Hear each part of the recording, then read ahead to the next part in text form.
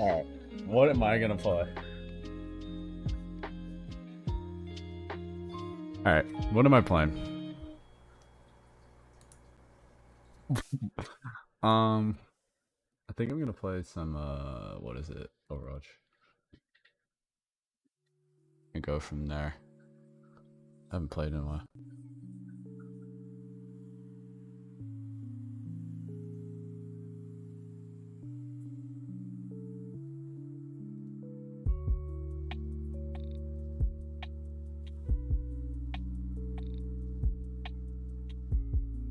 Alright.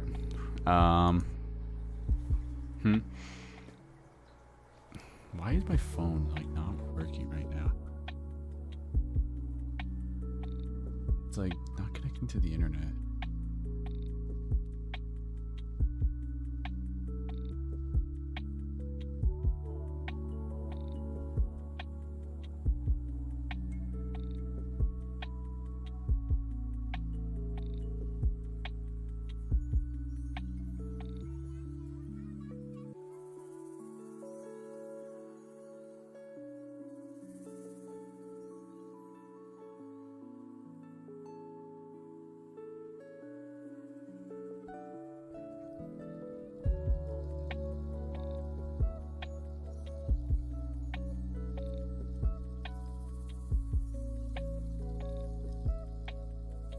Alright. What the?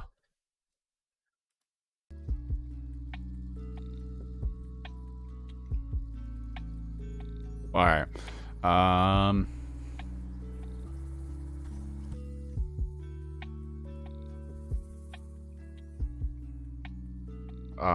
Where is it?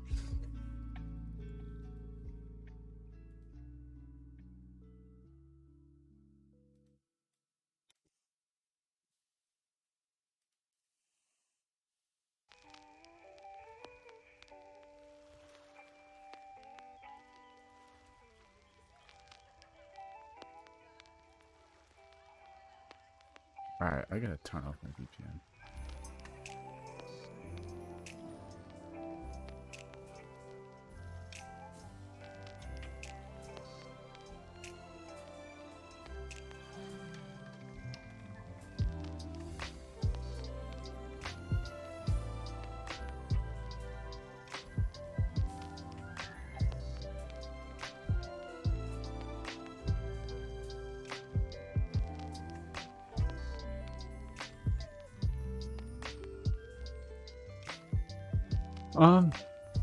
I guess I can turn off this. And, where is it?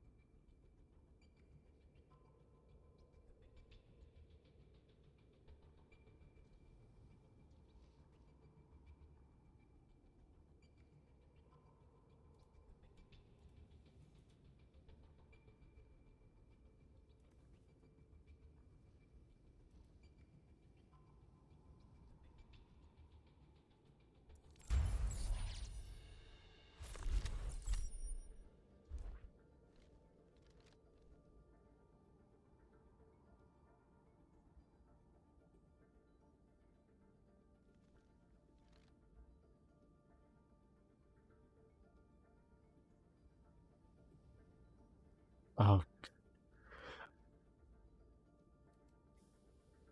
um,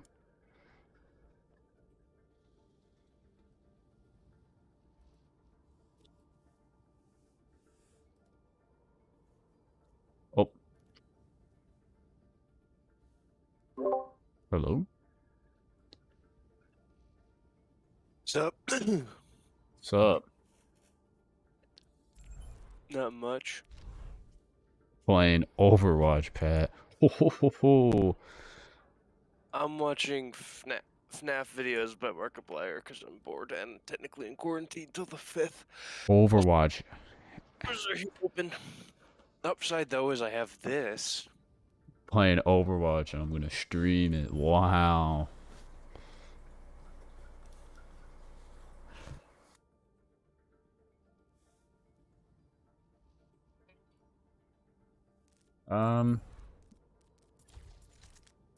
Ah!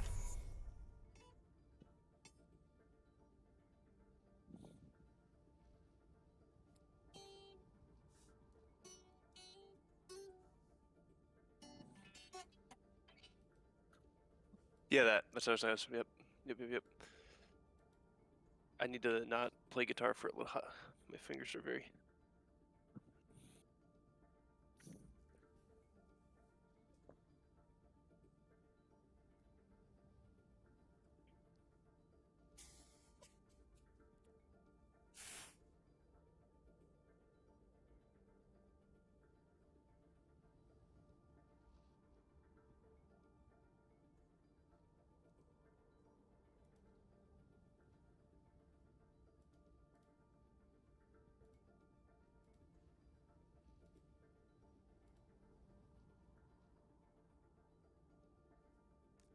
I do need to go to the gym though.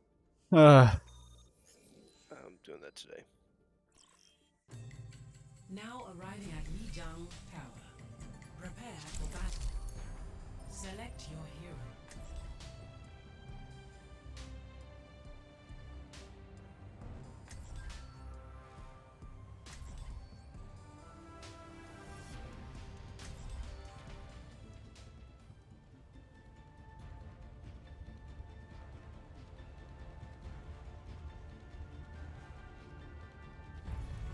Justice ain't gonna dispense itself.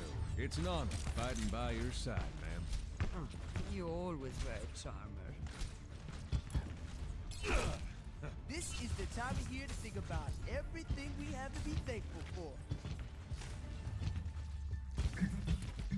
I am loving this. 5, 4, 3, 2, 1. Round 1. Capture the objective. Alright.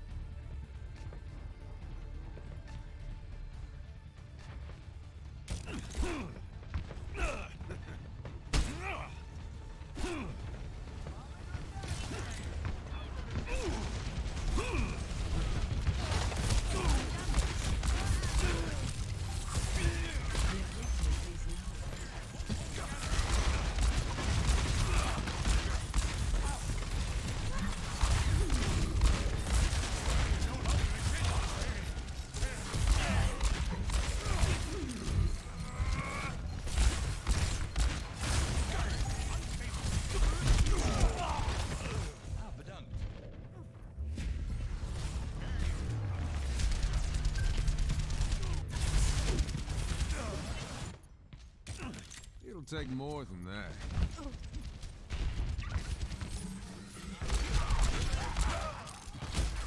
Now, hold on.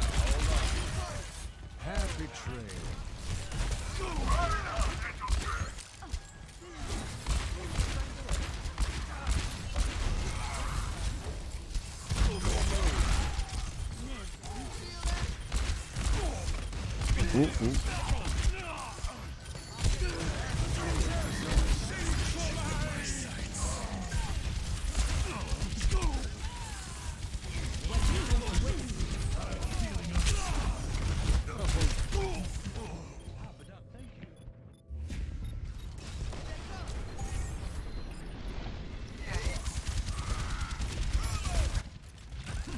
This life's never uneventful.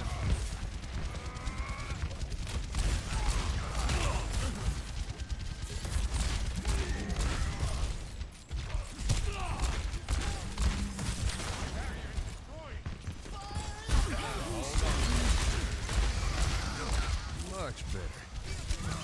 It's time. Wow, what was that sleep?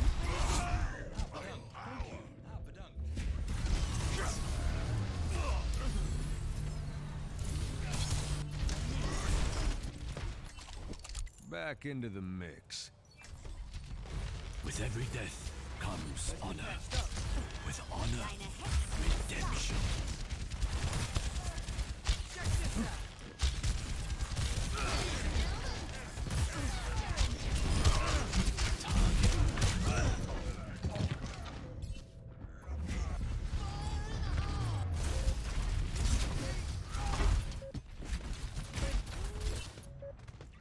I must redeem myself.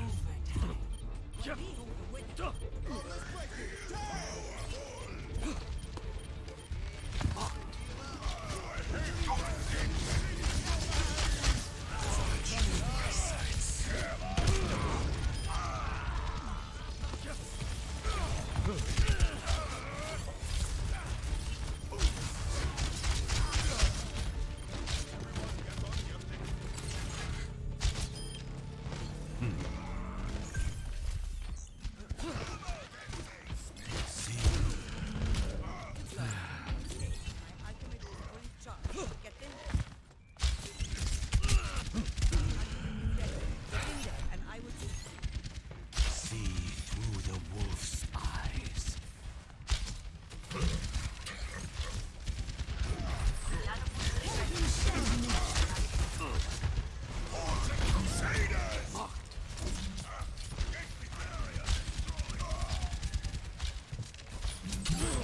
Oh.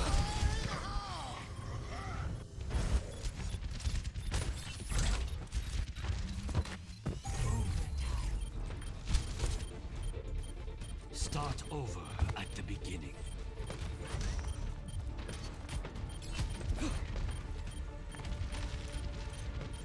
See that which is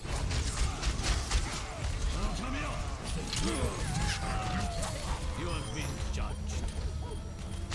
Get you here, right?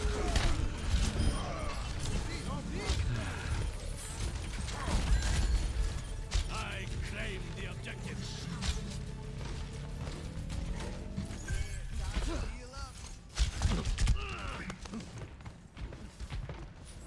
The wolf marks his prey.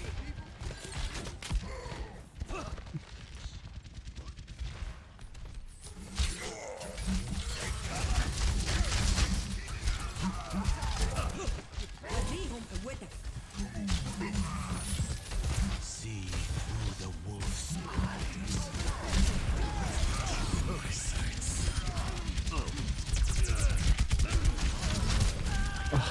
Man. Now it's inside.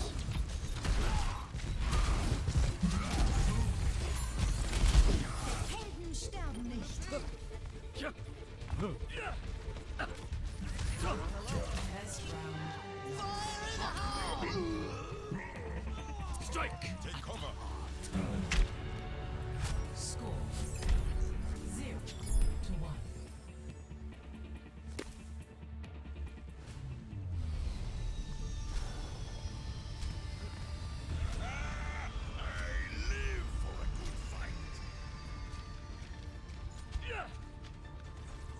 Once the mission starts, no more messing around.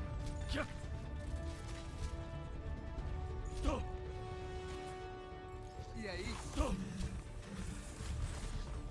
5, 4, 3, 2, 1. Round 2. Capture.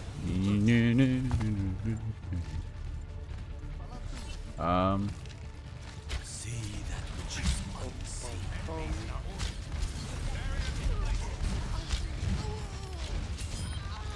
Target practice.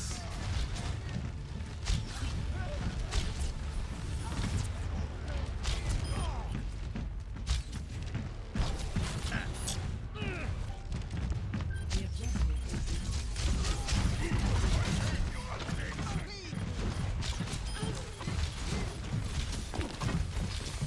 The wolf marks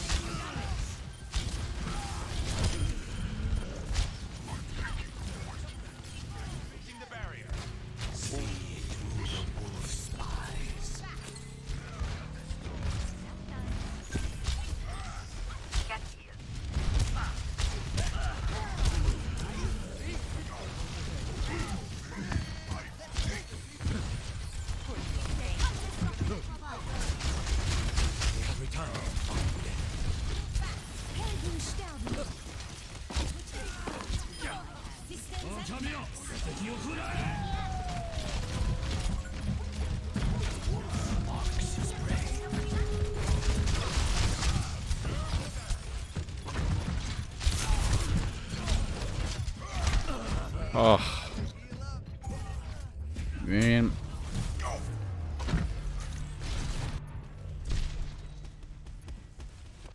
I must redeem myself. See that which is unseen.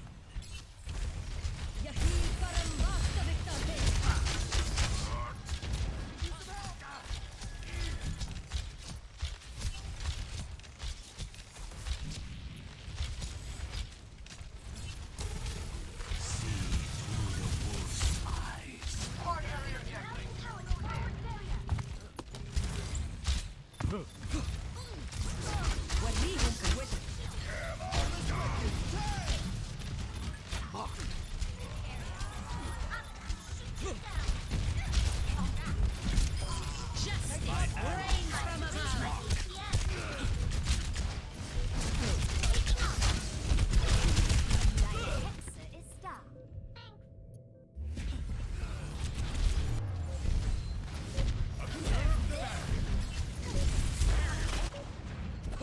Okay.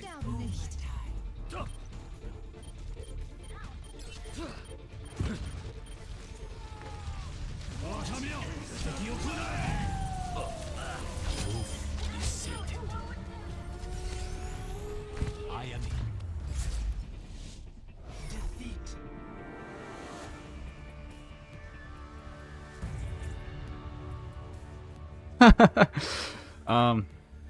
Play of the game.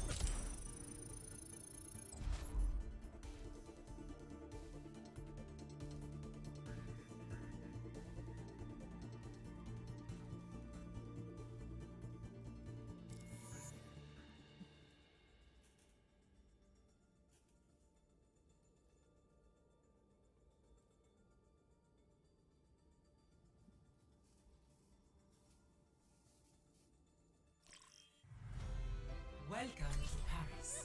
Prepare your defenses. Select your hero. Fucking need help, but oh my god.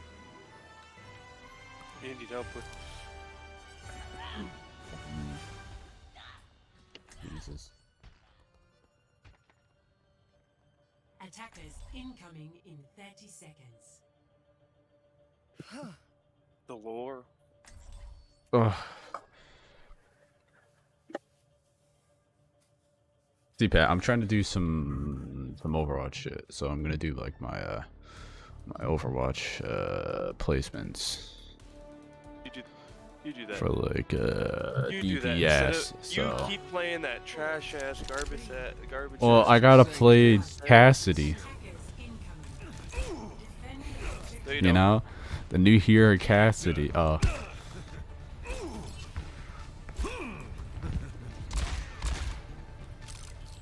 You do not need to play Cassidy. You can just put the game down. Yeah, but I don't have any other games that I want to play right now.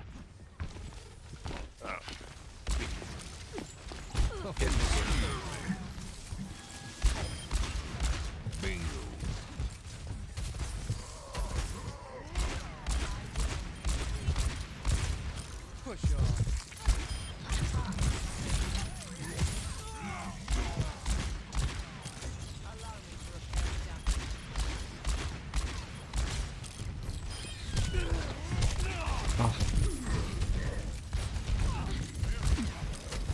Oh my god, I'm dead.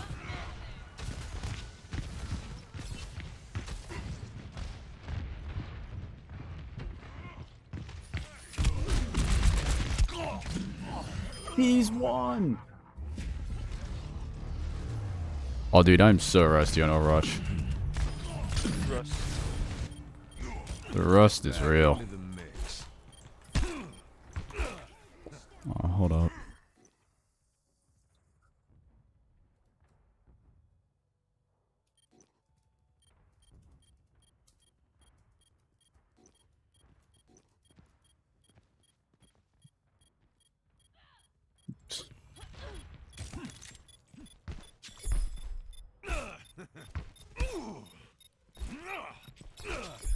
Ah. Check this out. Objective lost. Attack defense point. Objective B. The next episode.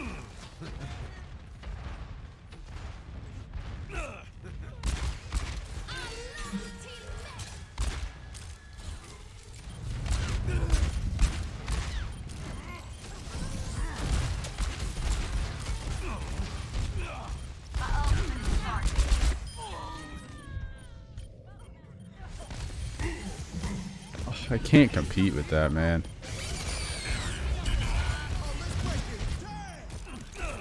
Back in the saddle again. Nah. It's time. No payment required. This one's on the He seriously fucking ulted that.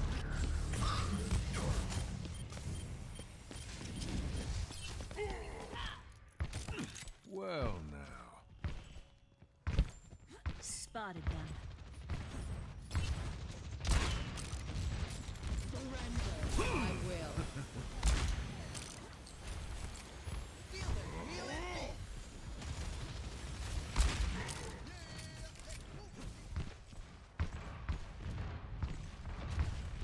Let's get patched up.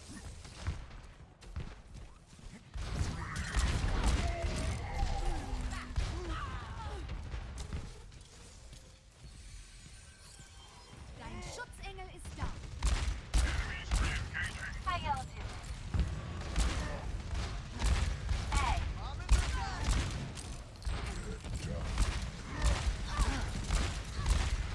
Helden sterben nicht. Easy. Bingo.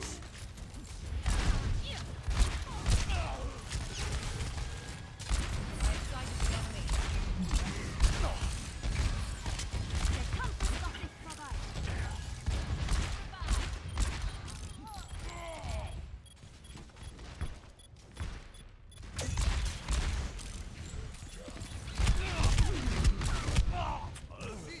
Why did we all go back to point when it was just a fucking bolt?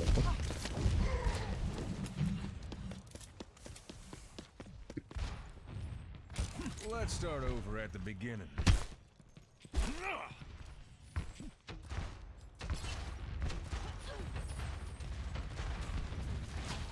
Touch from afar.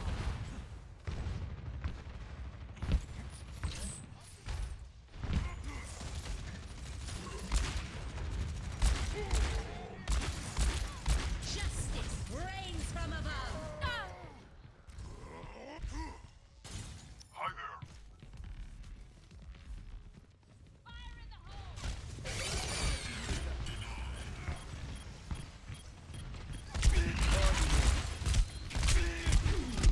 Oh, dude, he was getting pocketed. It's unfortunate.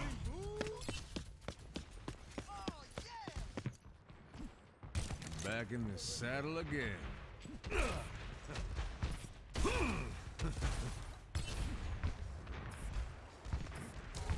Surrender. I will.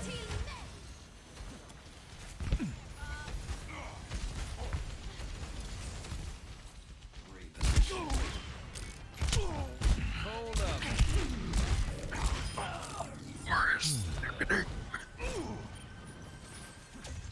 I hope my computer's here. Dein Schutzengel ist da. Dude, this Mercy, man, is so annoying. Helden sterben nicht. I've got unfinished business.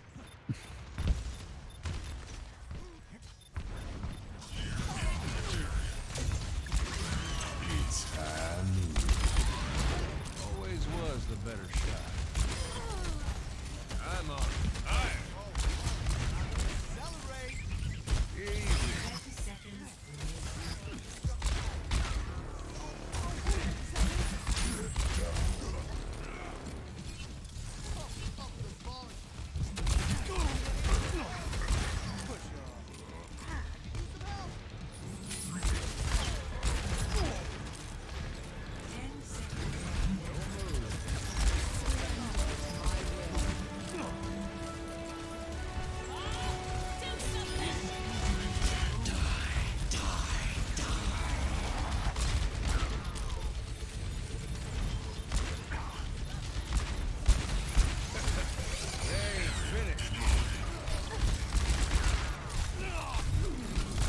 No.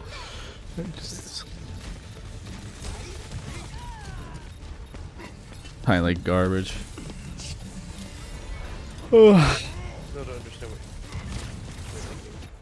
I have nothing else to play, Pat. There's other games to play. Yeah, sure there is. Down. Fuck, Enlisted's free. Yeah, and Listen's made by Russian Nice. spyware. Alright, you already got enough of that on your phone to begin with. And computer. So it's worth under. We've already given them everything.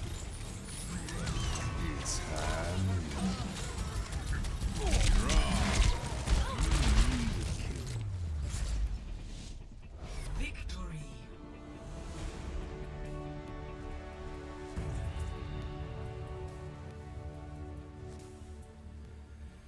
Play of the game. How the hell did I get play the game? What did I even do?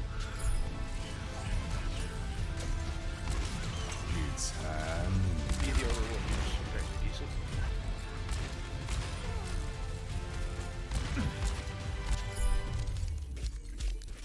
What?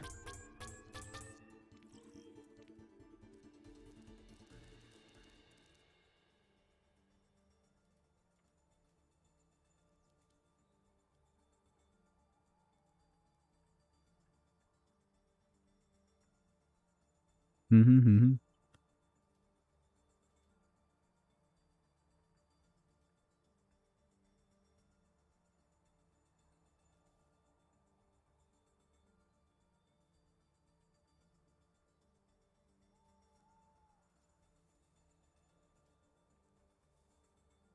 Hmm.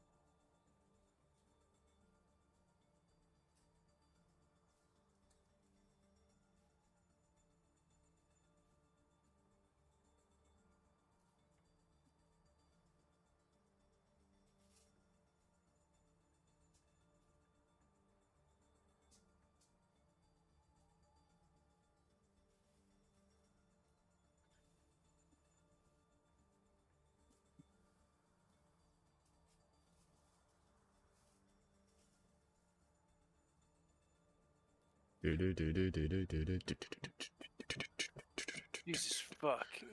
What? Wait, I thought your computer would be at your It's not place here out there. It's if it is, I believe this is January 3rd for it to be delivered.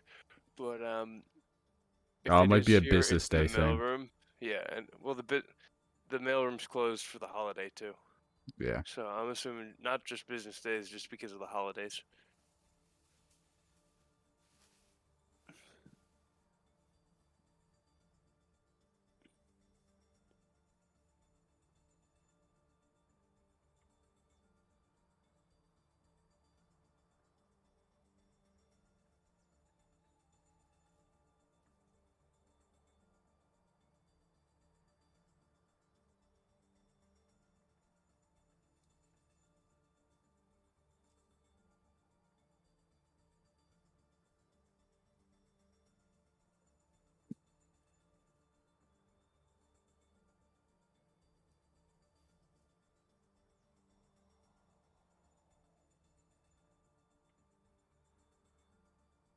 Right.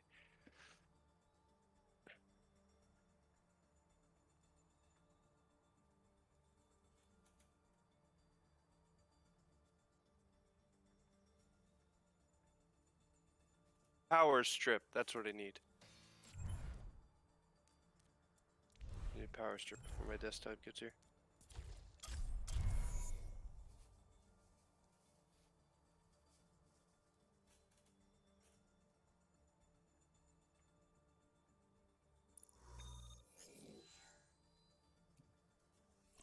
Traveling to icon.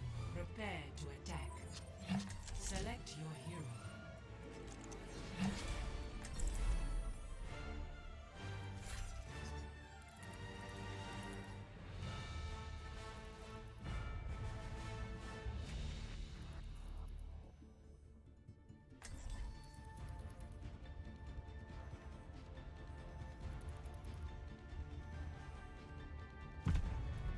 There is no obligation for the universe to make sense to you. If everyone performs their function, victory is assured.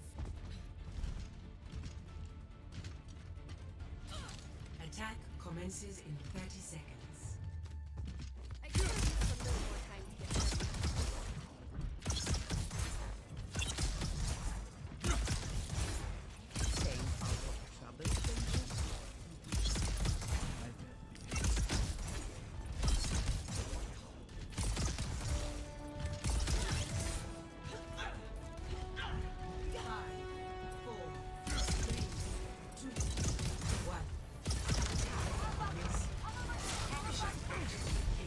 Observe the barrier. Give me a moment to think. Barrier unstable. The objective is mine. It's my command. Get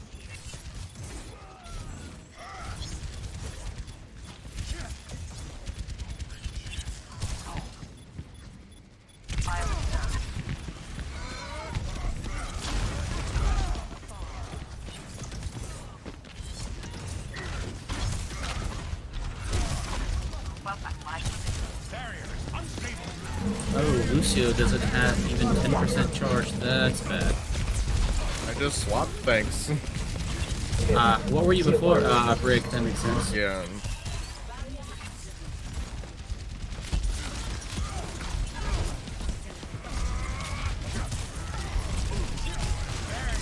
Out of existence. Oh my. Barrier is about to break.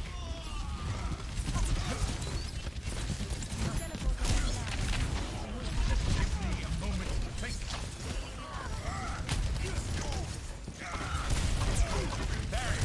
My barrier is destroyed.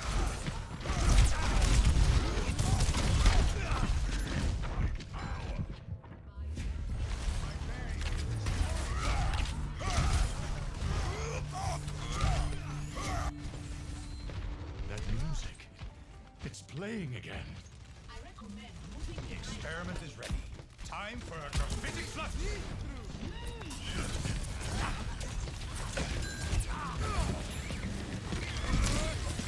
Activating the barrier.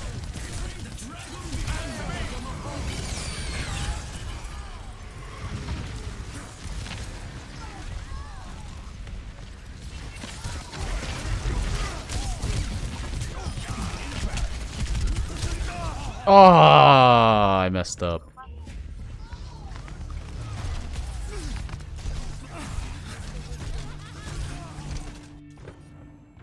The universe is magnificent, isn't it?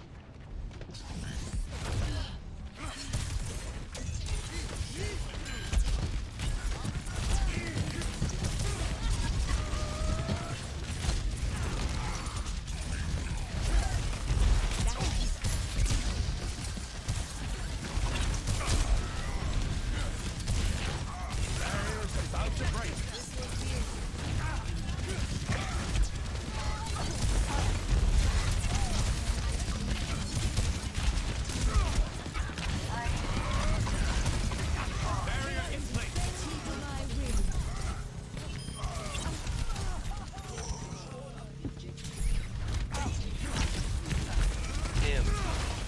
Pretty desperate.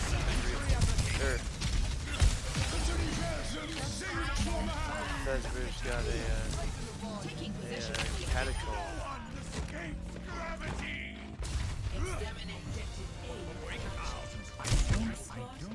I don't think you understand the gravity of the situation. I don't think you understand the gravity.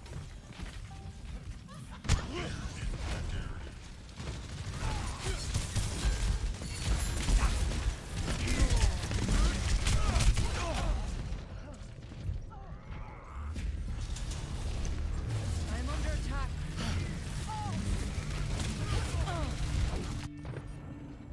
No, that wasn't right at all. The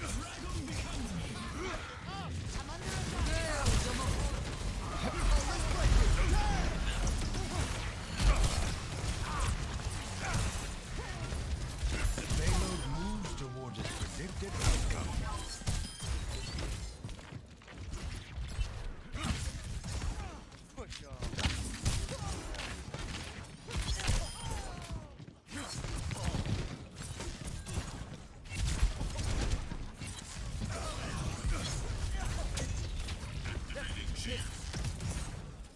For your safety, please move behind Persians.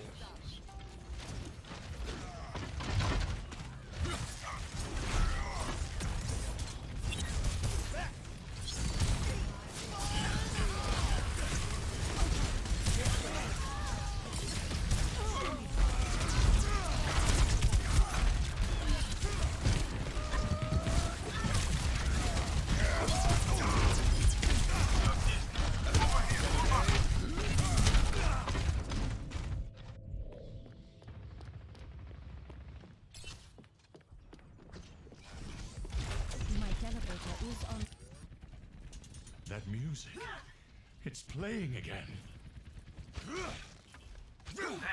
The payload stopped. Does it malfunction? Observe the barrier.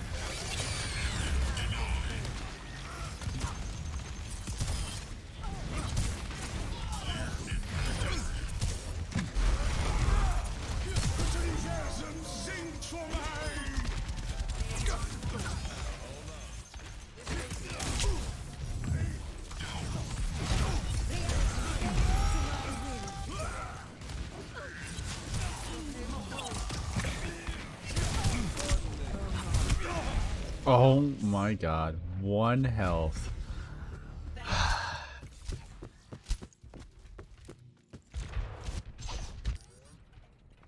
The universe is magnificent, isn't it? Why did the payload stop? Teleporter online. And the nose in the bolter. Barrier in place.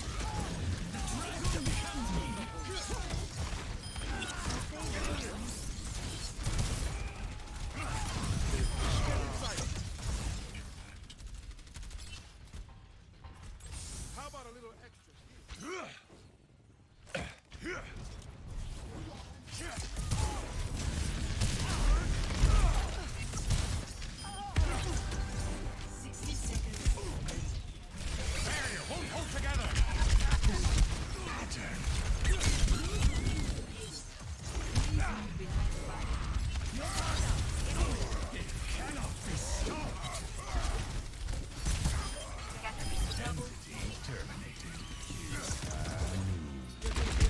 Oh, what? I held it.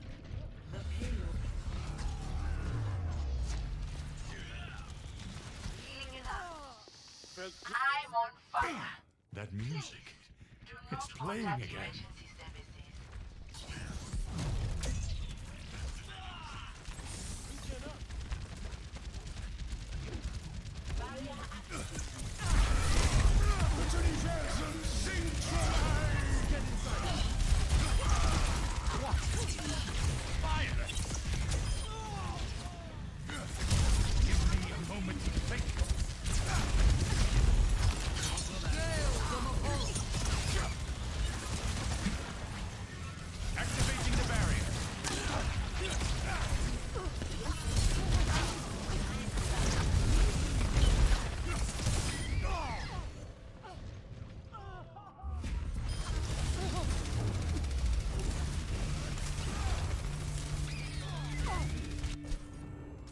If only the answers were simple. My teleporter is online.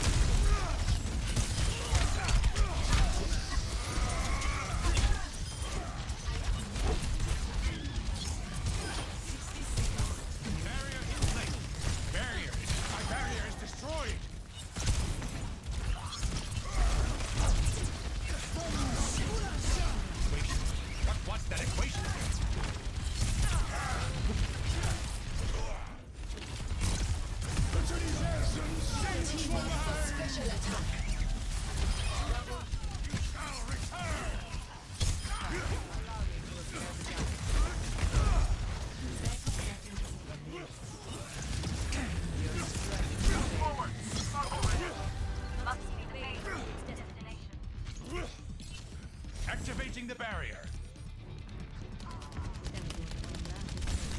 Barrier's about to break.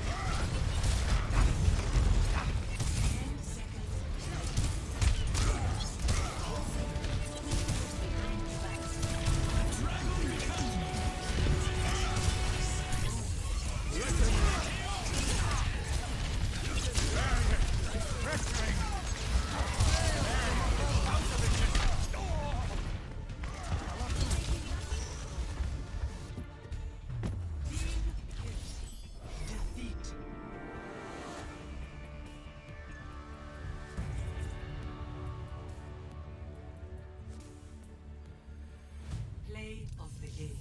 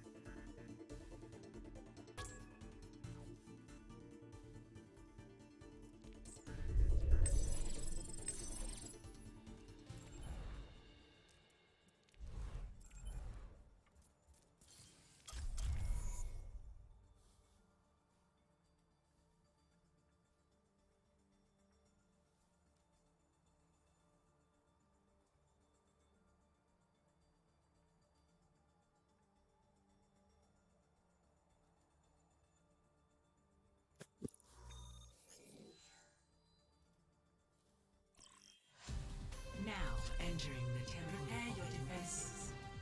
Select your hero.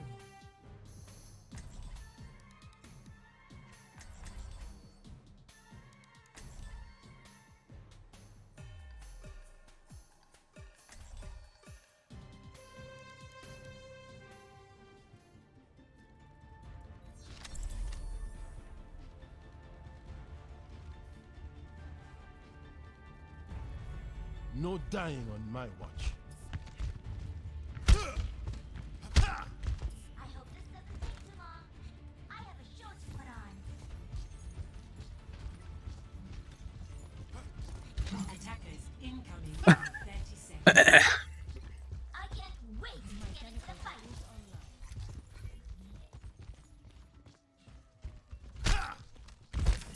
Shoot for a new high score.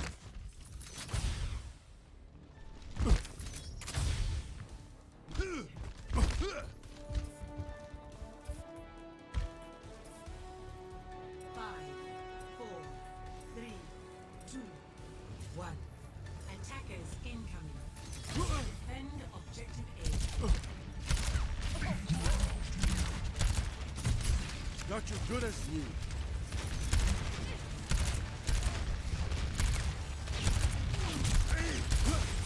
Reach and burst activated.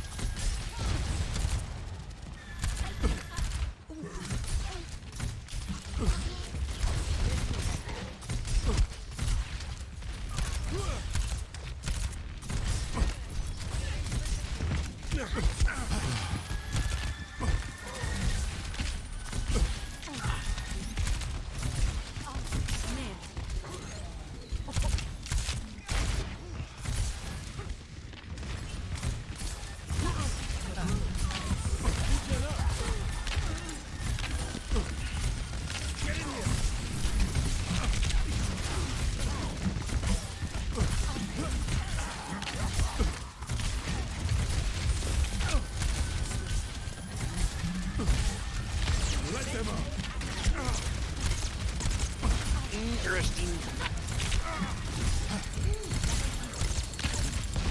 You all look like you're needing some healing.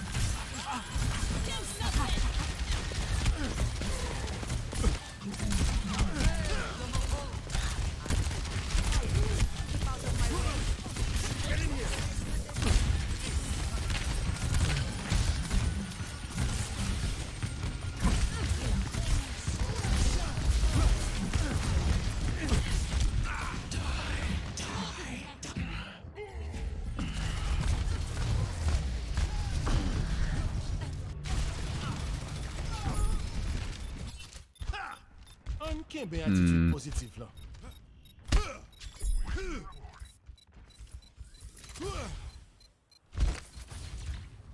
Objective lost. New defense point. The objective. Got you good as new.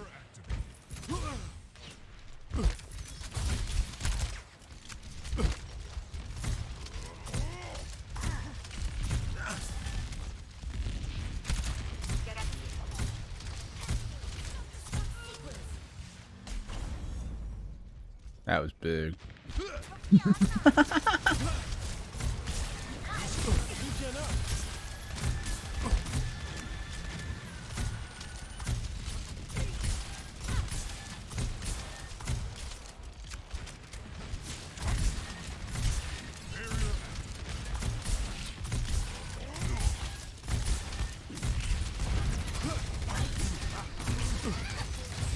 Regen burst activated.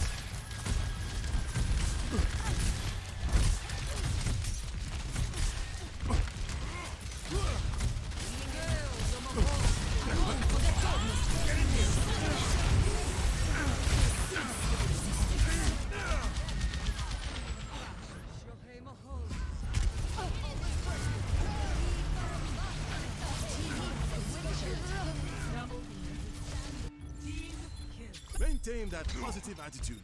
My ultimate is charging.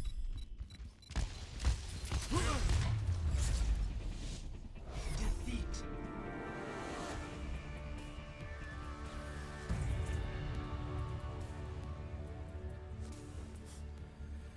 Play of the game.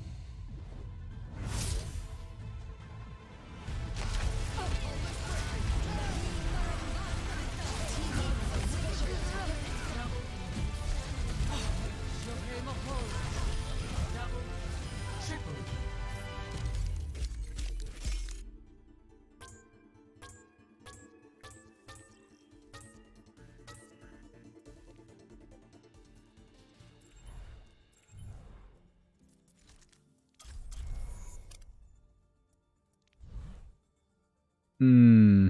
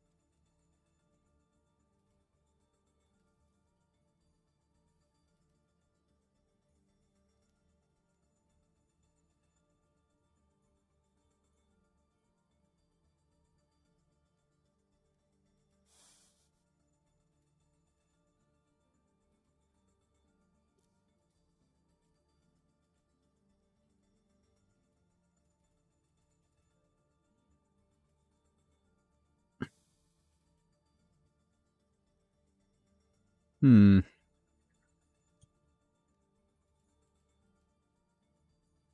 After this video's over, I'm gonna go check out the gym. I don't know if I'm gonna work out at the gym, but I'm gonna check out the gym. I'm gonna just go for a run. Put my stream on in the background, Pat. If you go do that. No. My bots are gone. I'm down to one viewer. Me. Very nice. The one viewer. I should get some like hype music playing.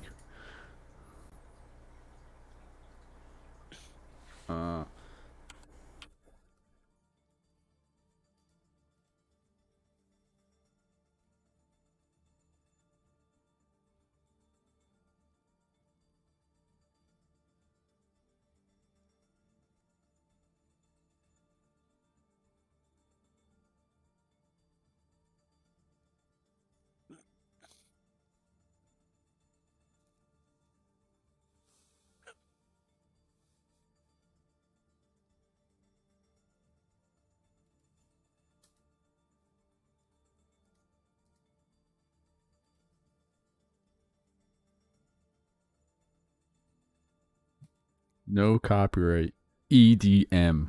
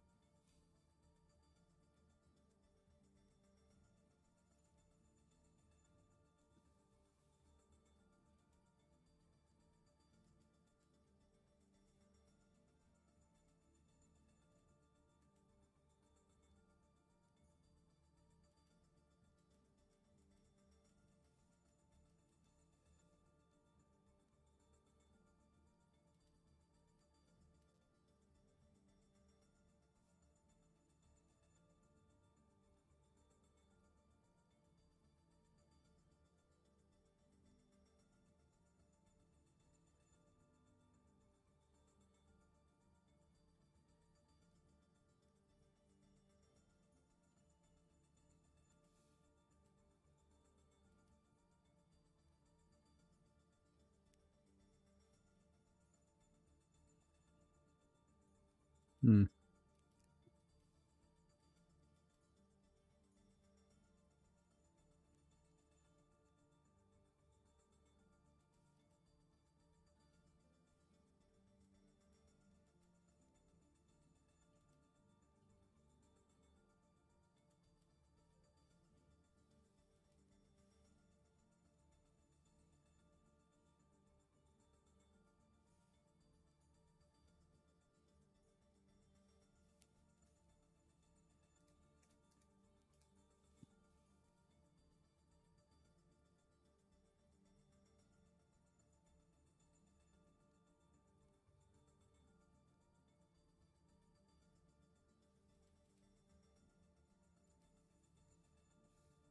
Ah, what?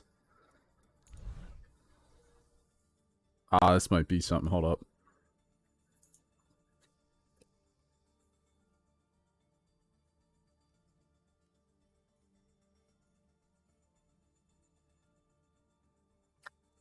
Oh, How do you think it's so sketchy?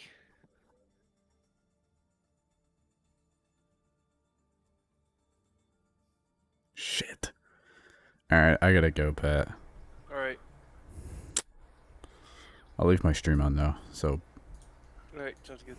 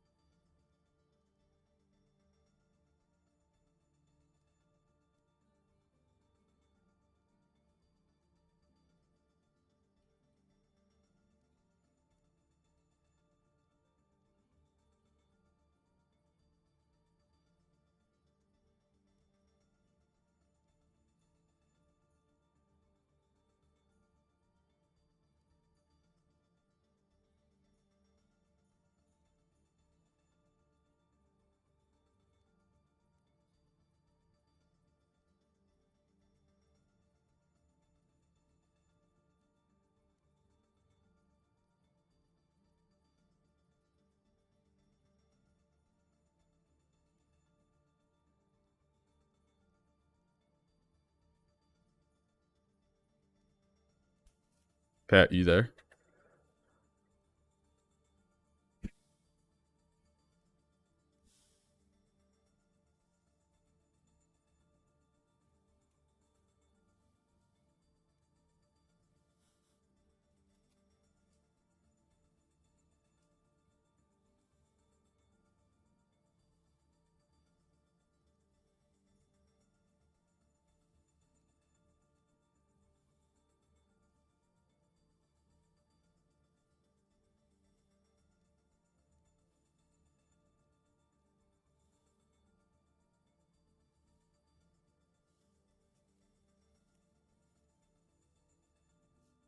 Do do do do do do do do.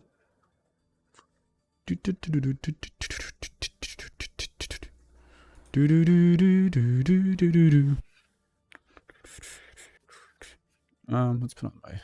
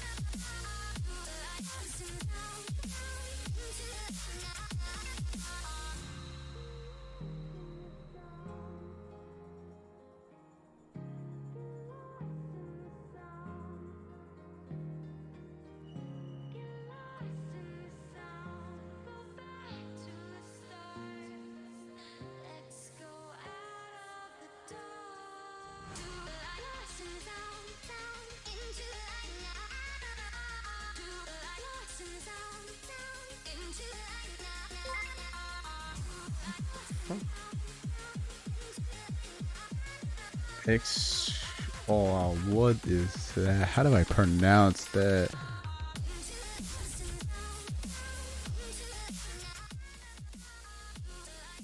I don't know how to pronounce that. X-E-U.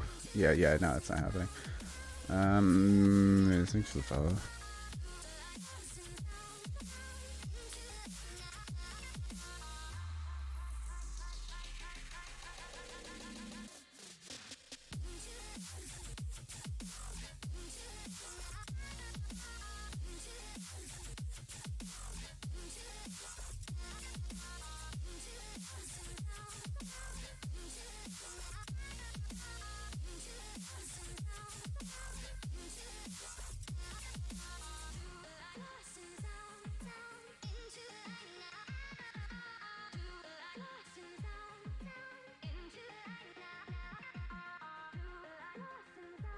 Symptoms. Yeah, I spelled that right.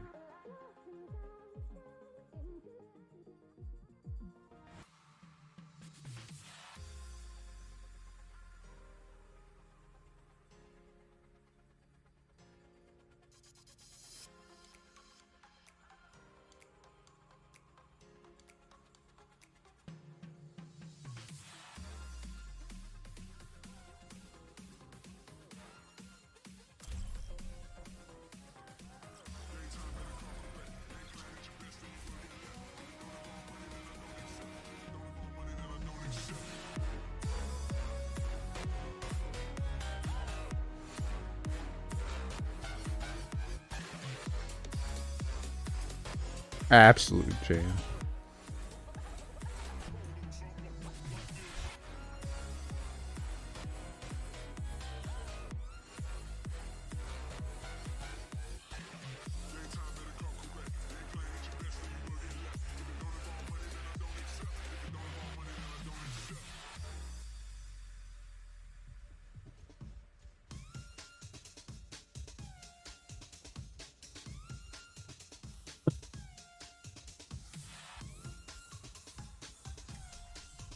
With every death comes honor.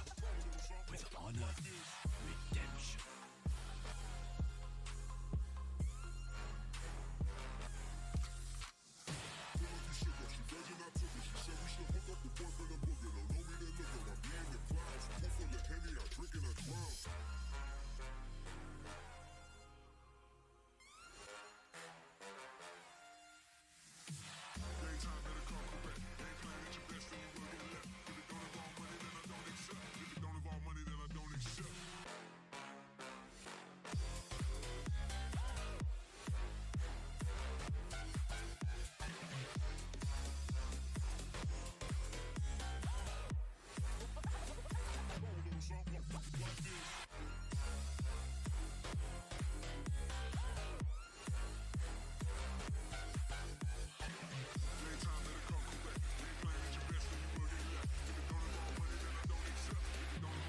Oh.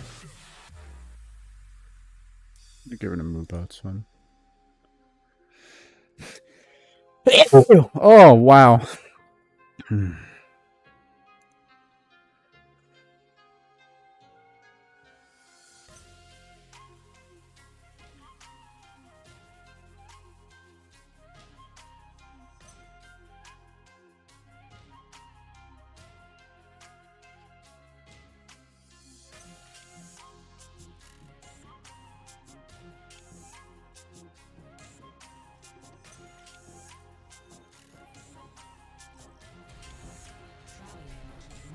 Oh my god, I'm dying.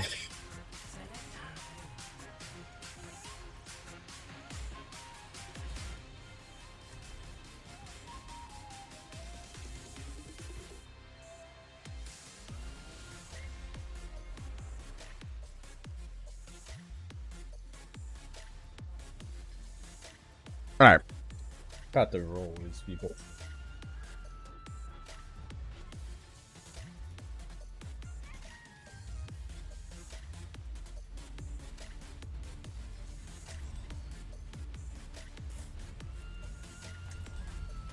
With every death comes honor. With honor, redemption. Empty your mind. Focus on the task at hand. What are you going to do when the fighting is over, Jack? I'm a soldier, Honor. Not even a, not even a pat. Oh, he's gone.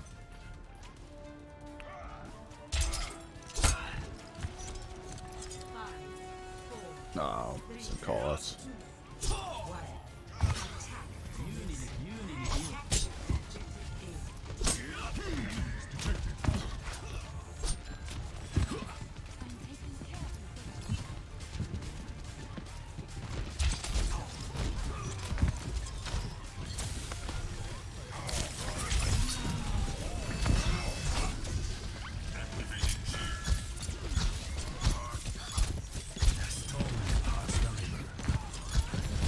Oh my god, I'm one. Alright, I'm switching.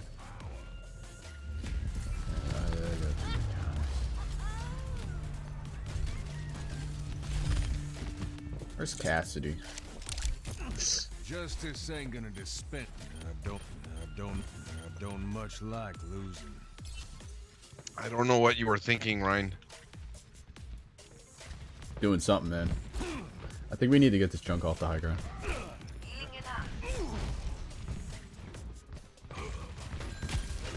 Yeah, but I got my own one up there, so my monkey was up there. Mercy, you're alone? Need to reset. Can't trickle. Trickling is bad. Let's start over at the beginning. We got 2 shot. Heroes never die. I got nano. Oh shit. Oh.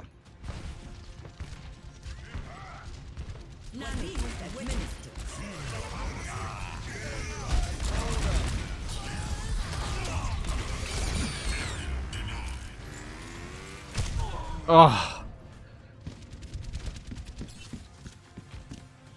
We need a full reset, full reset.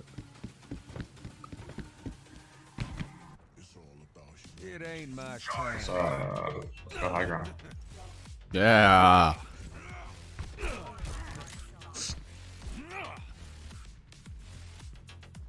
May no ice block. I don't know about that. They got a Junkrat, guys. Just be careful or be sure to kill. Reinhardt, you're walled off.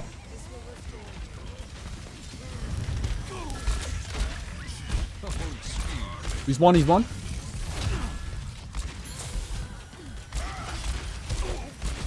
I'm walled. Oh my. Both your healers are walled off. Turn around, turn around.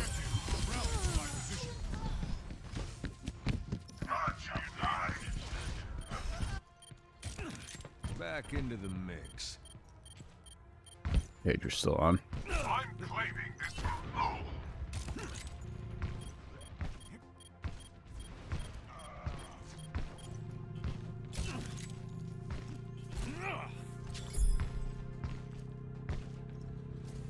Also top. Not ready. 60 seconds. Escort the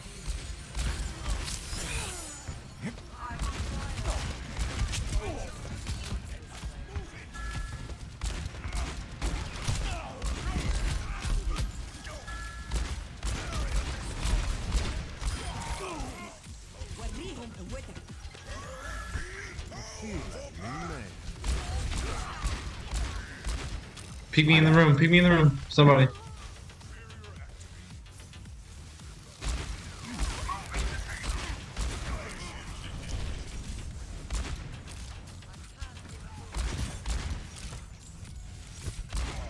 Monkey, where are you going? Come back for heals. Where are you going, buddy?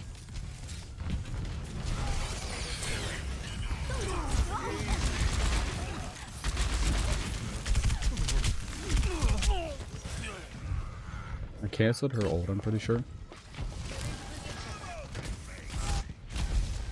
Ball's behind us. It ain't my time.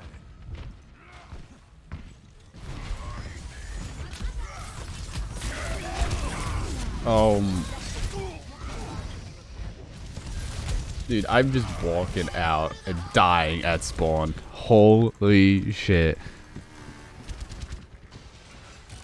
Back in the saddle again. Alright. Full focus, no music.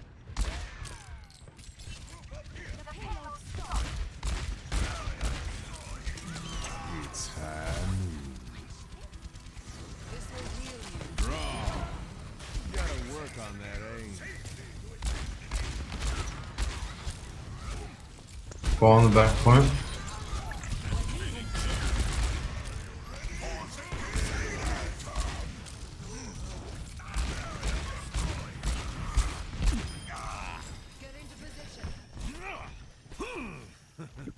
They got Hanzo now instead of Junkrat.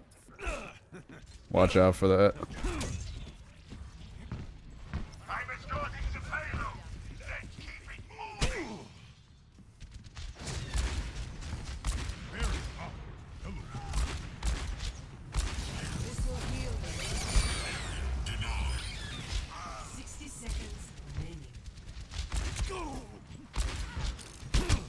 This is not your time.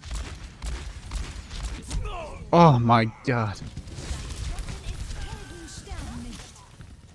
Mercy res the ball behind us. Oh, I got bad spot. Saddle again. Bah.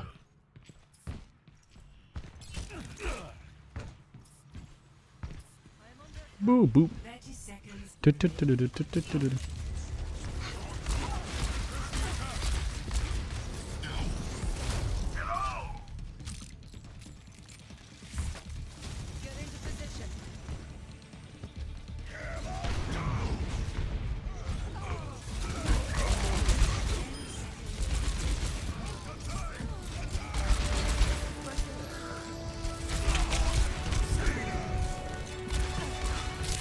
Oh. We have 4 all these we need to use. Tactical goggles activated. Oh, it's actually a competitive game. I didn't realize I got into one. Yo, Ryan, I get it. You're 1-0. the shift button. I get it. I play Ryan too, but doing what you do costs us every fight. Don't do that. We need something really defensible. Time it. Do it, but not when you're 1 health. Like, you know.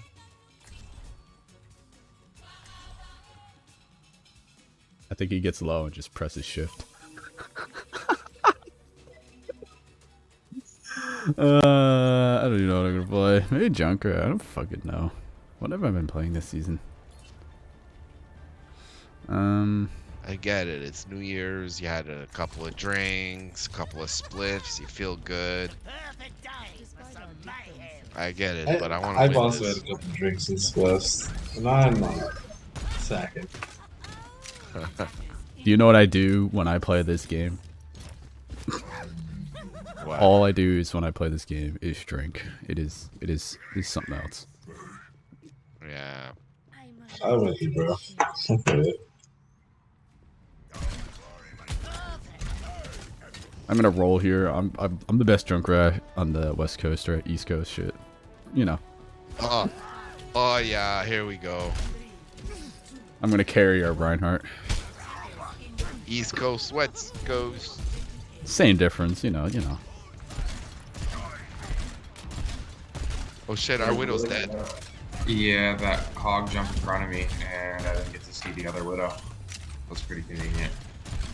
Dude, they're playing double snipe. He literally just body blocked him, and He didn't get shot by Widow, but I did. I didn't see.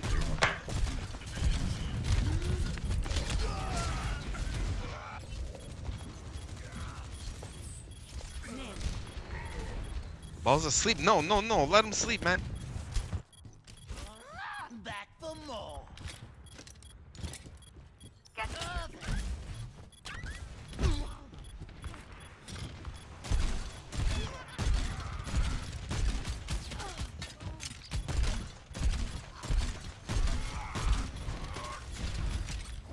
Get this Brian. I'm dead.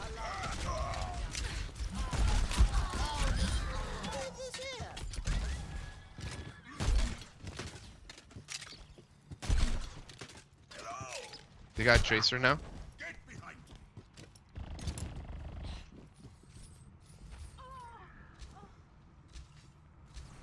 Thank you. Tracer's here. She's not there. I hear her. Ball's She's in behind. this swing here. Ball's up top behind.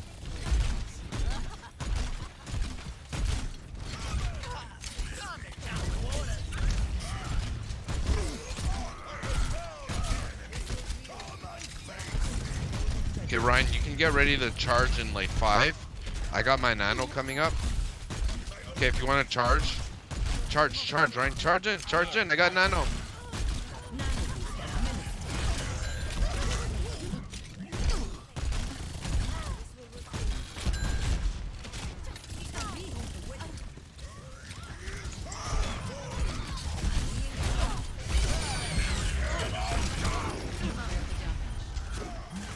Not good.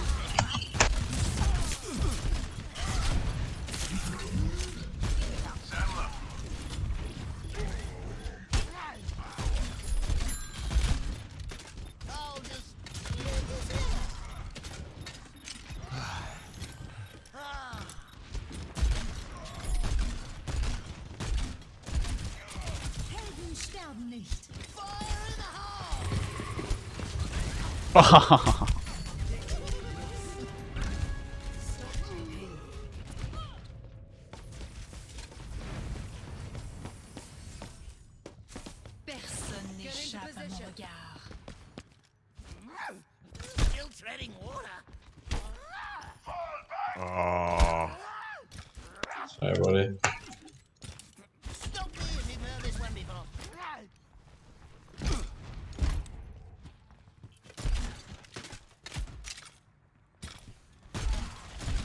Put us up top. Ball's behind us.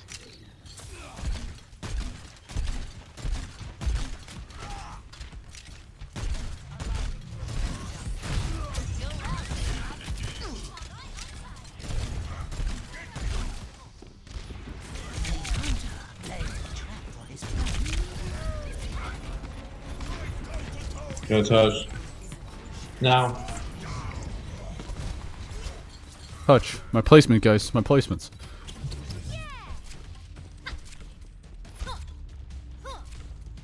Tracer's behind us. From the standpoint, gotta get back up.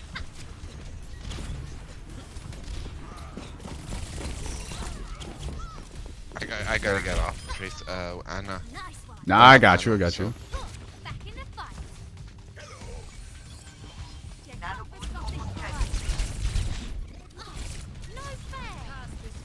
Oh, they switched off the Junkrat now?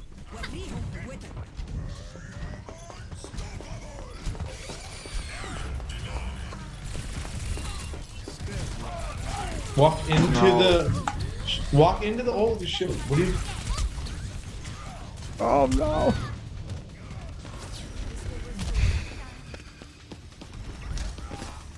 They only have one heal, so.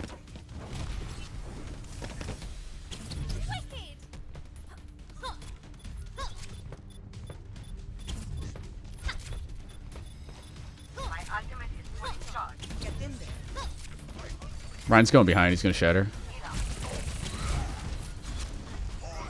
Get in there.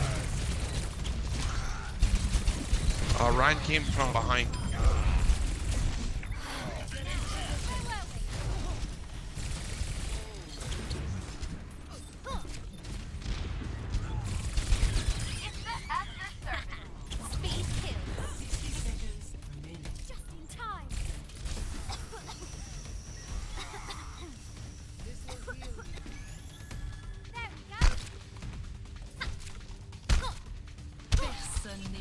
Ah, shit.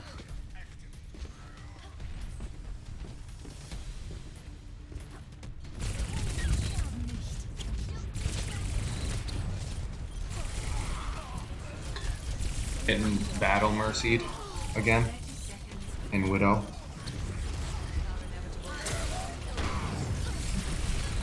Oh, come on. That was the best anti I've seen.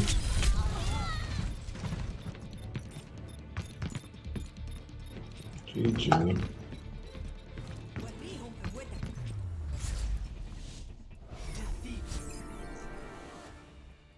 Alright, it's only one loss, one loss. We come back, we come back. We come back, I swear.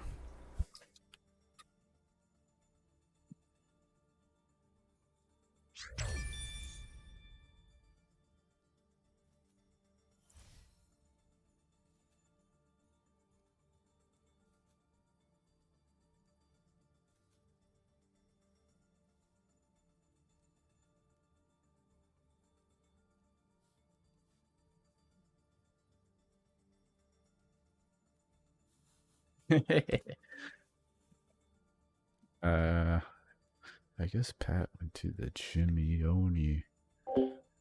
Boom. I have like fucking 20 minutes to chill now. Ah.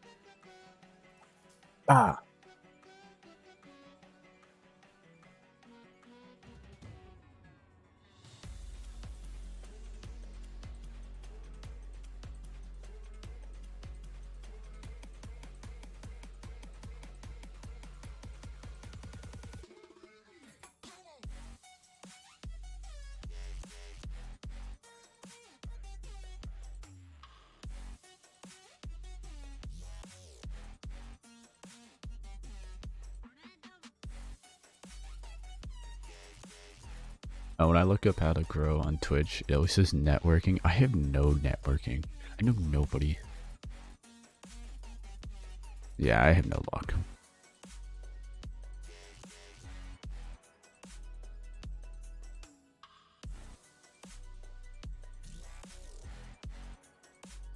Oh, wait.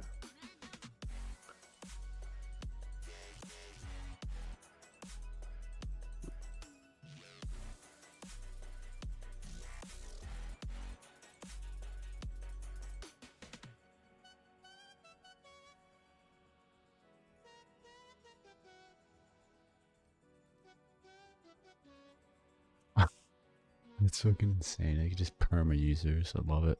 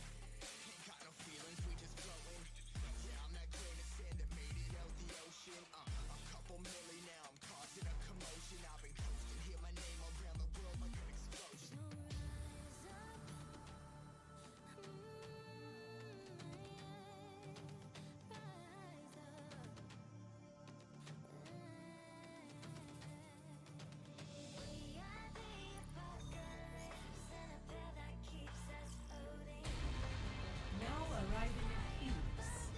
Prepare for battle. Select your hero.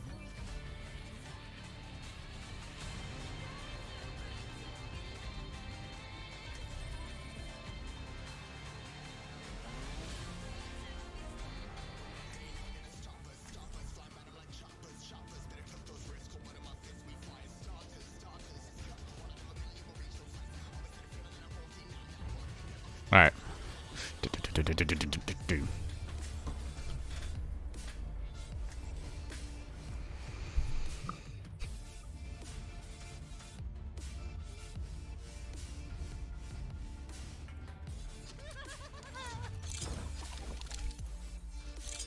This. With every death comes honor. With honor, redemption. 3, 2, 1. Round 1. Capture the objective.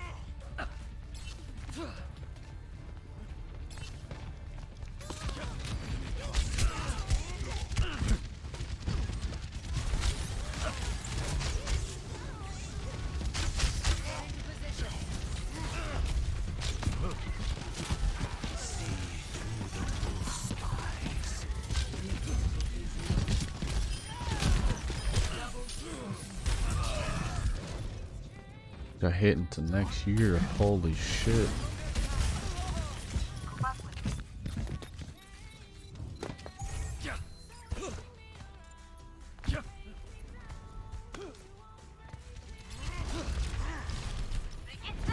See that which is unseen. Enemy in my sight. Activating the barrier.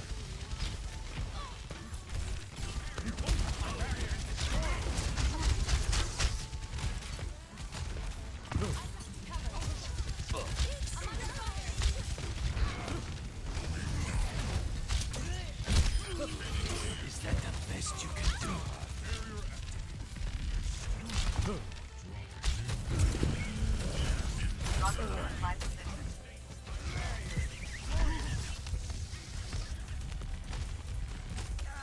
Yeah, I might have to switch.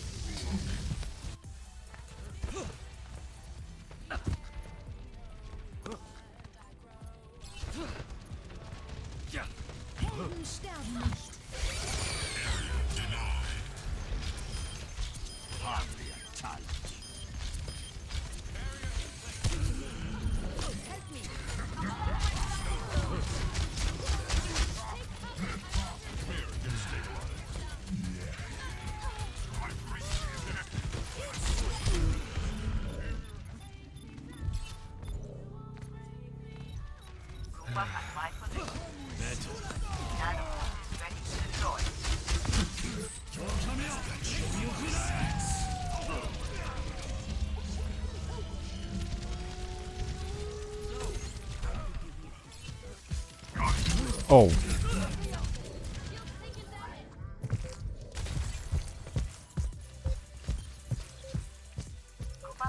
Need a stun for this ball. Justice ain't gonna dispense itself. Yeah. Best round lost. Don't fucking get it. This ball is destroying our backline, please. 0 damage, bro. This is all Greek to me.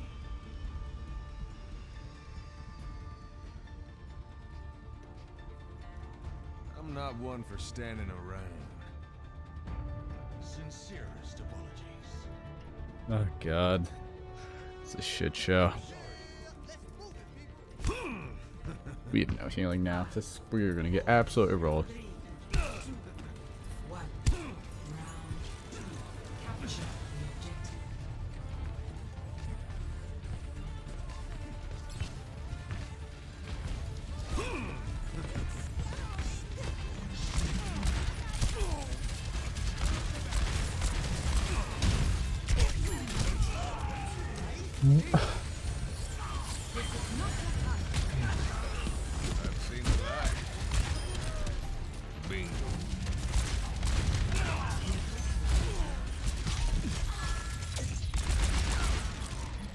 I don't have a flash. Oh my god, I'm lagging.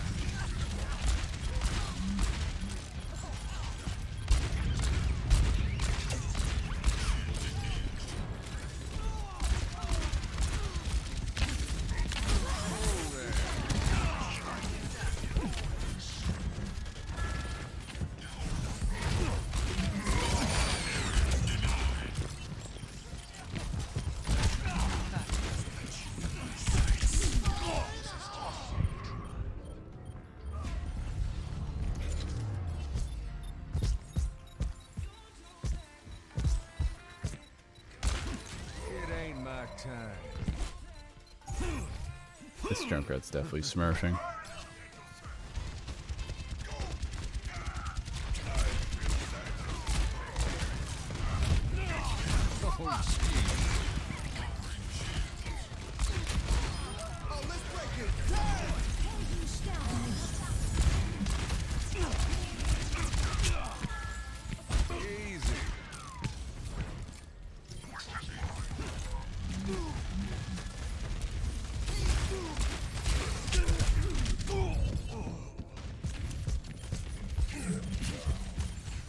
Oh my god, this team.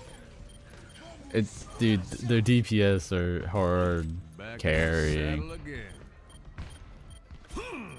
I can't even like play. We're just trickling and trickling and trickling and trickling. Like holy shit, what the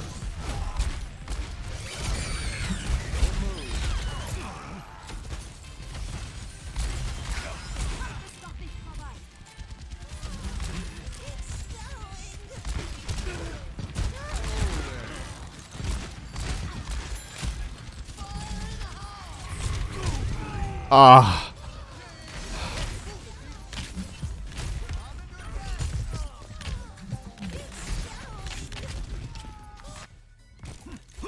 Back in the saddle again.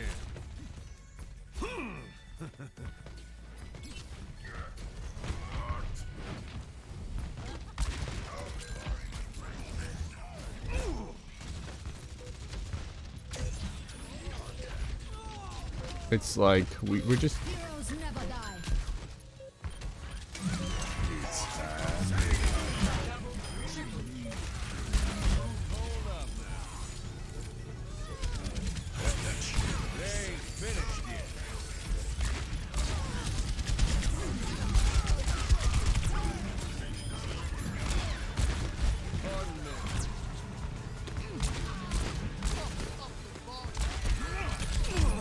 oh my.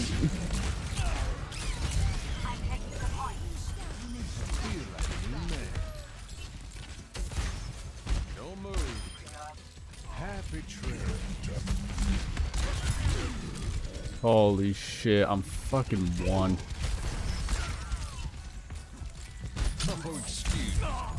That missed?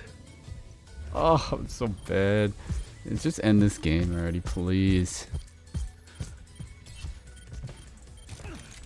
It ain't my time.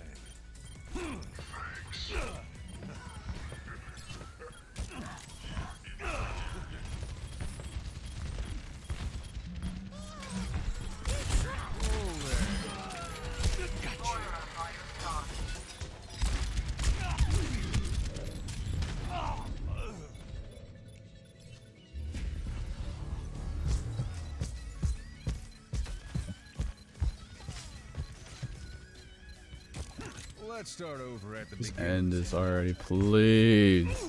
End it.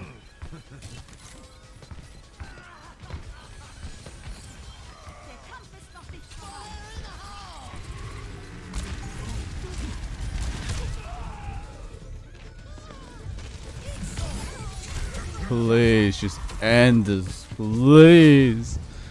End it.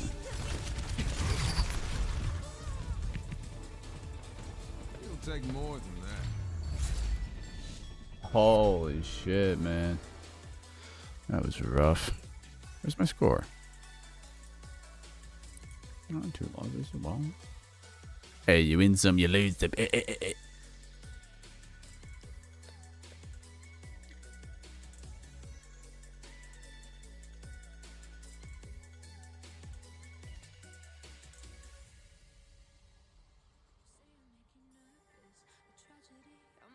I have like a fucking 25 minute fucking wait time. I'll be right back.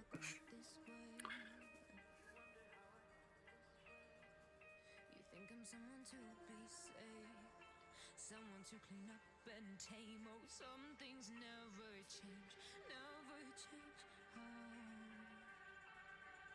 You think I would look pretty on your arm once you cover up my bruises and battle scars, but it always ends the same. Can't bear the things I've had to face.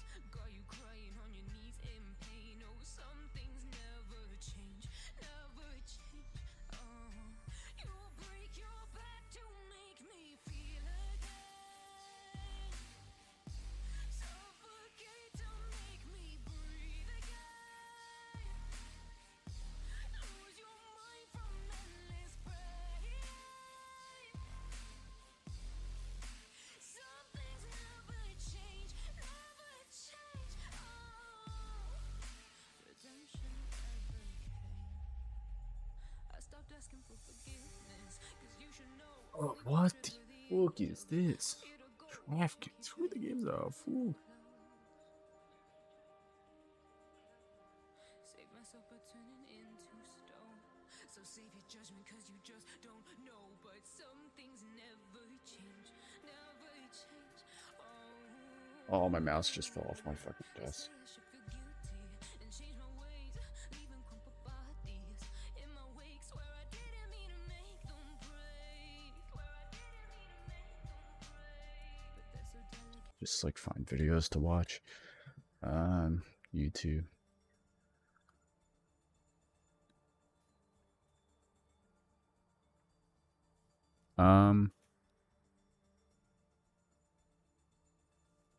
I could watch Oversimplified while I'm chilling out here.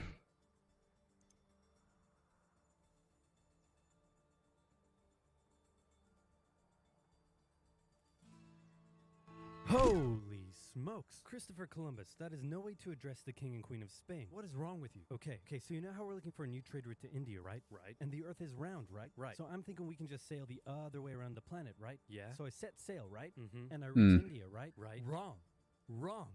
I did not reach India. I did not. All right, no. All right, get to the point. Did you know there's a whole nother freaking continent out there? Okay, and do you think I should care about this? Why? Oh, I'm sorry. Did I forget to mention there's gold everywhere? Gold? Columbus landed in Central America in October 1492, and he had the time of his life. And by that I mean he went on a huge theft and murder spree. He stole gold, jewelry, people, and a hammock. And then he returned to show off all of his riches, including a few previously undiscovered items, such as tobacco, the pineapple, turkeys, and a hammock. Now I know what you're thinking, but oversimplified, Columbus didn't discover America, the Vikings did. And you'd be partially right. In the 11th century, Leif Erikson was the first European to land in America. But hey, if you love Vikings so much, then why don't you check out today's sponsor? Vikings War of Clans is a mobile game that was inspired by the famous strategy and instantly below. Vikings time of his life, hammock. And suddenly the race was on to explore and conquer the New World. After a couple centuries of warring with the natives and each other, the European powers had claimed quite a lot of land, including this area, which both the English and the French claimed as theirs. One day the French said, I'm gonna build some forts along here. And the English were like, could you not? And the French said, sorry, but no, I could not. And they went ahead and built their forts, which pissed off the English, so they sent an up-and-coming British lieutenant colonel by the name of George Washington with a combined force of British troops and Native Americans. After a short battle, the French commander said, all right, we surrender. Okay, boys, pack it up. There's surrender. Oh, sorry, was I not meant to split his head open with a tomahawk?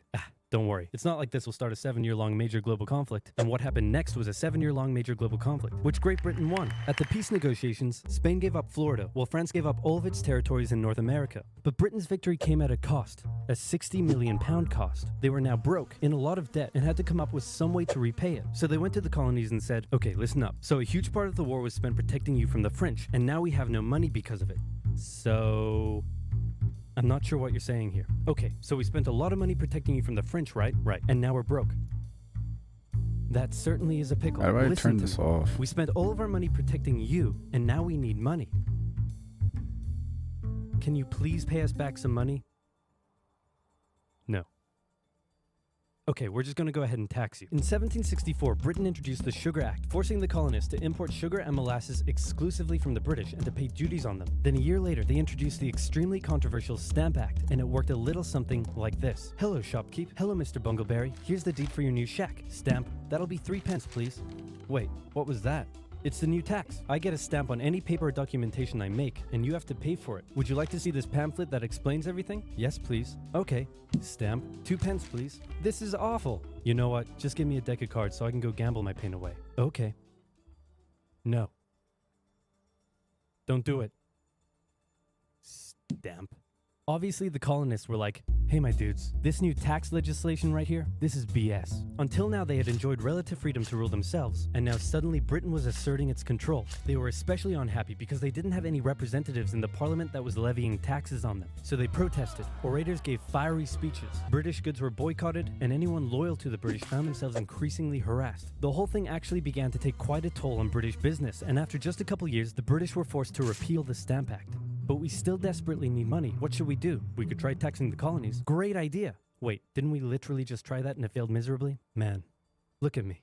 I look fabulous. Have you ever seen such a handsome boy? No siree, Georgie. No way. You're the handsomest, smartest, most popular king that ever lived, and everybody likes you. You're doing such a good job. Your Majesty? Oh, you're still here. Get the hell out. So in 1766, the British made a declaration saying, we can do what we want because we're in charge and you can all go suck it. Then they levied a whole bunch of new taxes on the Americans via import duties. Glass? There's a tax for that. Lead? There's a tax for that. Paper? Tea? Oil? There's a tax for that. And once again, the Americans boycotted British goods, British business felt the pinch, and the British had to back down. Alright, this is ridiculous. They're my colonies and I have to be able to assert my control. Repeal all the new taxes except for the one on tea. Also send 1,000 troops to Boston to take control. Oh, and make the colonists pay for them. And as British troops arrived, the tension in Boston was palpable. You could cut it with a knife, and it was all about to come to a head. On March 5th, a band of local patriots began heckling a British guard at the customs house. More and more Americans joined in the heckling, while more British troops turned up in support of their comrade. Snowballs were thrown at the British. The snowballs turned to rocks, the rocks to oyster shells. The soldiers, outnumbered, panicked. One thing leads to another, and you can see where this is going. 5 civilians were killed. The Patriot press throughout the colonies declared the Boston Massacre an unwarranted crime committed against the people of Boston by the cruel British, and the anger continued to grow. A British revenue schooner that ran aground in Rhode Island was burned by the locals. When it came to light that the governor of Massachusetts supported the suppression of the colonists, his house was burned by the locals. And next, the colonists would set their sights on the remaining tax on tea. On December 16, 1773, a band of patriots known as the Sons of Liberty disguised themselves as Native Americans, marched down to Boston Harbor, boarded a British merchant ship loaded with tea, and in front of thousands of spectators, threw nearly 10,000 pounds worth of tea overboard. The British were disgusted, and they punished Massachusetts with a vengeance. They dissolved its General Assembly, revoked their charter, and sent 3,000 more troops to occupy the city, meaning Boston and Massachusetts were now essentially under the direct rule of Great Britain. And oh boy, were the people pissed. The other colonies saw what was happening and worried they might be next, so they called a brain trust to decide what to do. 56 delegates from 12 colonies gathered and met in Philadelphia at the First Continental Congress, and the roll call read like a who's who of America's finest thinkers. I'm talking lawyers extraordinaire Johnny A. and Johnny J, experienced military commander George Washington, businessman and future alcoholic beverage Samuel Adams, fiery orator Patty H, guy who married a rich lady, Big.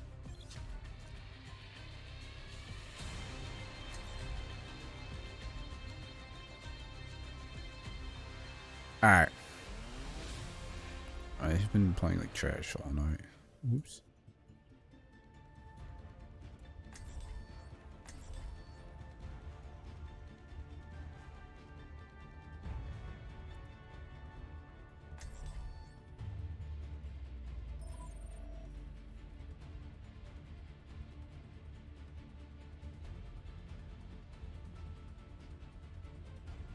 Oh, there we go. I figured it out.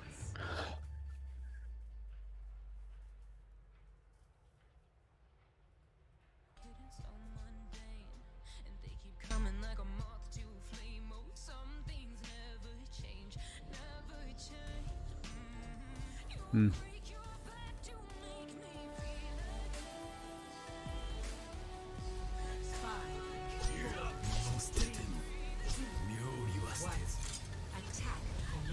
With every death comes honor. With honor, redemption. See through the wolf's eyes.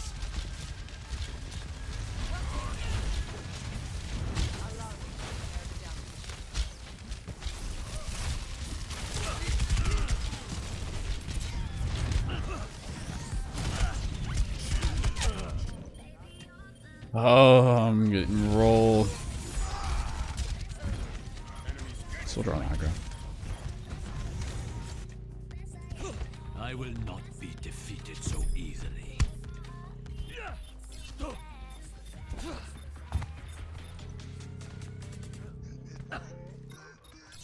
I am on fire.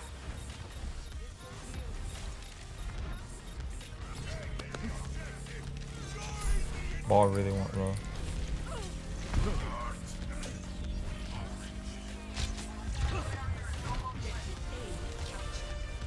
Commence attack on objective B. Wolf marks his prey.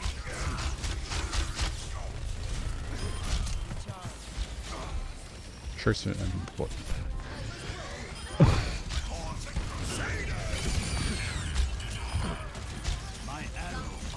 Ball behind, ball behind.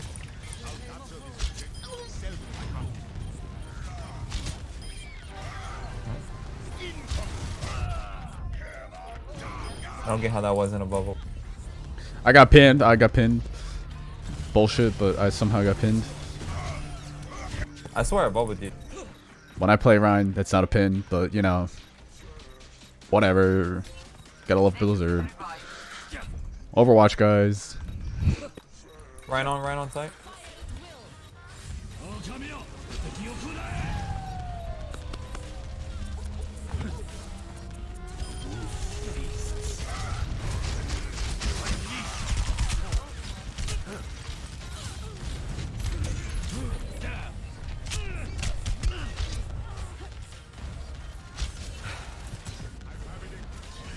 Hey, heal. Heal.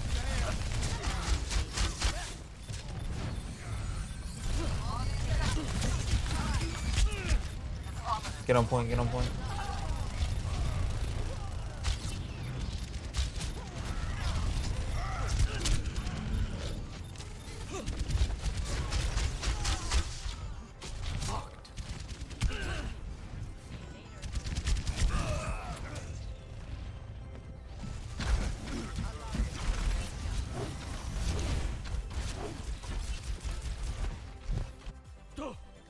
I am not deterred. Helden sterben nicht.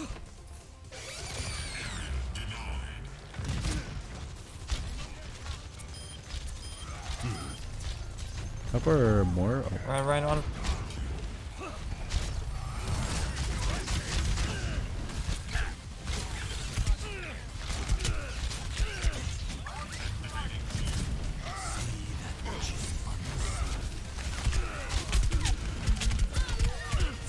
Ryan one, Ryan one.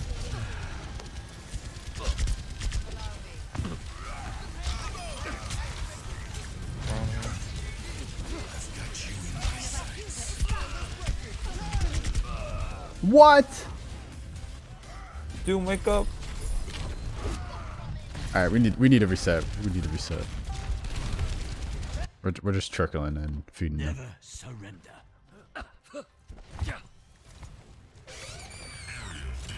I'm just gonna go. I'm just gonna die over there.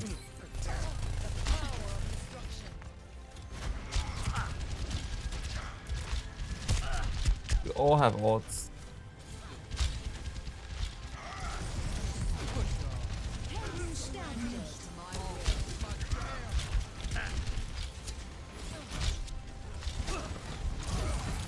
You have to use all here.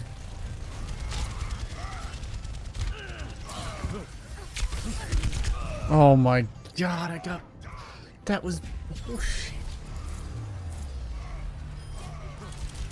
This ball is so annoying. I have to go fucking McCree, and I hate going McCree. Wait.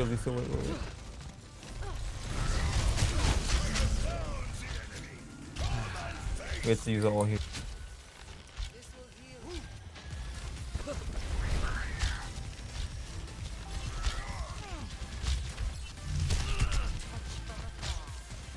Oh shit. The wolf marks his prey. Go on it.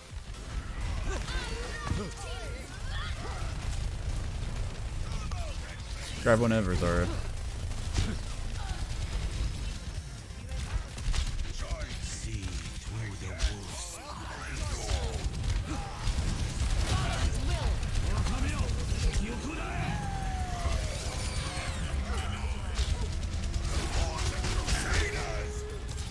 Go to the top. Oh.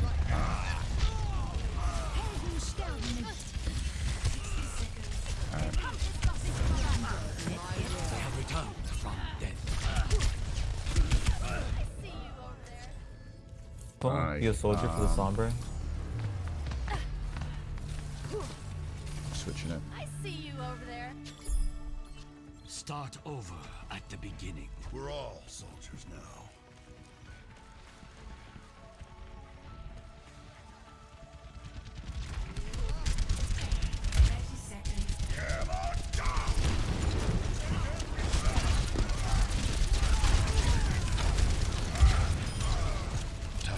Just gonna get res.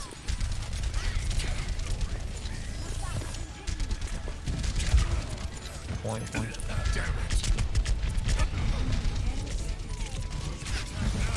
Ugh. Sombra is one behind. Sombra's really good for some reason. She's just getting enough hacks to do enough damage that she's just rolling us, and it's like impossible.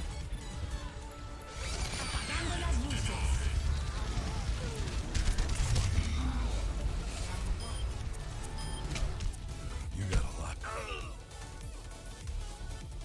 Score 1-0. Switching sides. Prepare your defenses. Select your hero.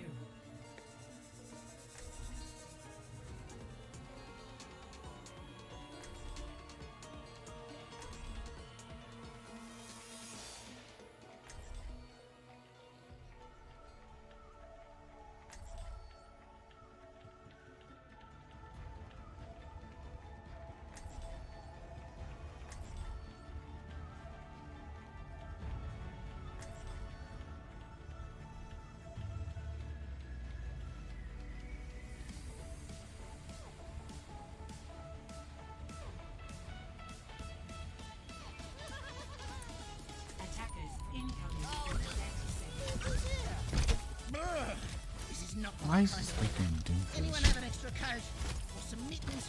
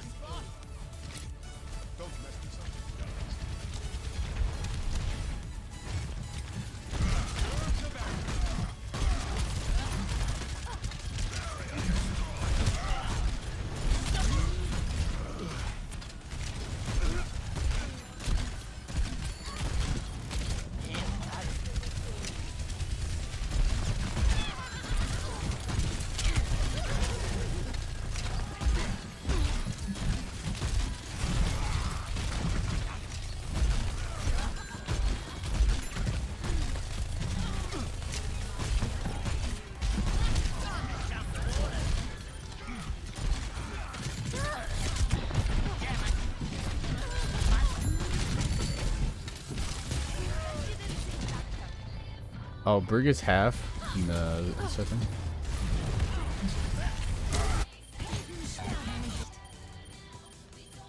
Oh, that's a fine how do you do? Well, you'll like this one. Winston reporting. My down barrier is almost ready. Stop here! You've heard this one before.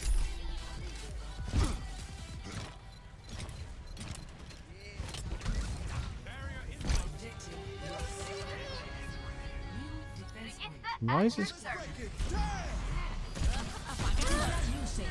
Damn it!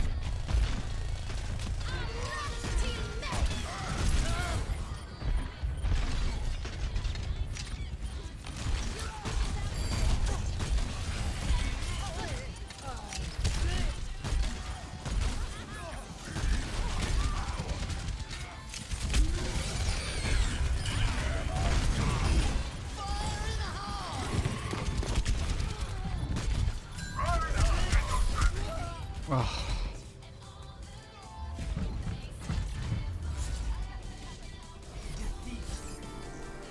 Oh, where did I place? I didn't even place some fucking gold. Alright, let's actually win some games. Actually, I'll play one more.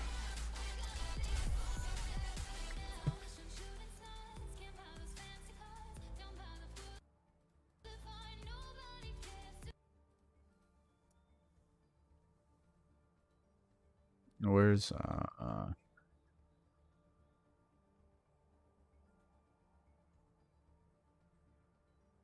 don't even know where Overwatch is anymore. Big J. Dickinson. And while they weren't present at the first Congress, soon names like James Madison, Benjamin Franklin, Thomas Jefferson, and much later Alexander Hamilton would all serve time in the Continental Congress. The question now, though, was what to do about the British. After much bitter debate and disagreement, they eventually agreed on an amazing solution. They would simply ask the British to stop. Can you stop? No. It didn't work. Okay, then tell the local militias to start arming and be ready at a minute's notice. And across the colonies, these Minutemen stood ready for the beginning of the American Revolutionary War. Now, having your colonies in open rebellion is one thing. Once they start arming themselves, that's when it really hits the fan. So British General Thomas Gage ordered 700 troops from Boston out into the rebel-controlled Massachusetts countryside to destroy stores of arms and ammunition held by the rebels in Concord. The British set out in the middle of the night. Patriots including Paul Revere rode ahead to warn that the British were coming, giving the rebels time to prepare. The two sides met in Lexington as the sun began to rise. They faced off against each other, and in the confusion, somebody shot first. The shot heard around the world marked the beginning of the American War of Independence. The rebels were outnumbered and had to fall back to Concord as the British split up to search for rebel supplies. However, more and more Patriot rebels kept showing up, and this time it was the British who were outnumbered as more fighting kicked off in Concord. The most professional army in the world was forced to flee back to Boston at the hands of local, poorly trained militiamen. And all along the British route back to Boston, Patriot rebels continued to gather and open fire on the retreating British. When the British reached Boston, the rebel militias surrounded them. Boston and the British were now under siege as small land and naval skirmishes continued around the city. And the British would suffer another embarrassing blow, this time in upstate New York. Colonel Benedict Arnold concocted a plan to take the British stronghold Fort Ticonderoga, which held a large amount of guns and ammunition. He set off towards the fort alone, hoping to recruit men along the way, when he came across the Green Mountain Boys, led by Ethan Allen, who as it turned out, had the exact same plan he did. So they decided to work together. But I'm in charge. No, I'm in charge. No, I'm in charge. No, I'm in charge. No, I'm in charge. No, I'm in charge. No, I'm in charge. This went on for some time, until the Green Mountain Boys threatened to go home, and Arnold had to concede. The group raided the fort at night while the Redcoats were asleep, and they caught them completely by surprise, taking the fort and all of its munitions with almost no resistance. Wow, great job, Ethan. Very impressive. By the way, what happened to that other guy we sent to take the fort? Who? Benedict Arnold. Never heard of him. Ouch.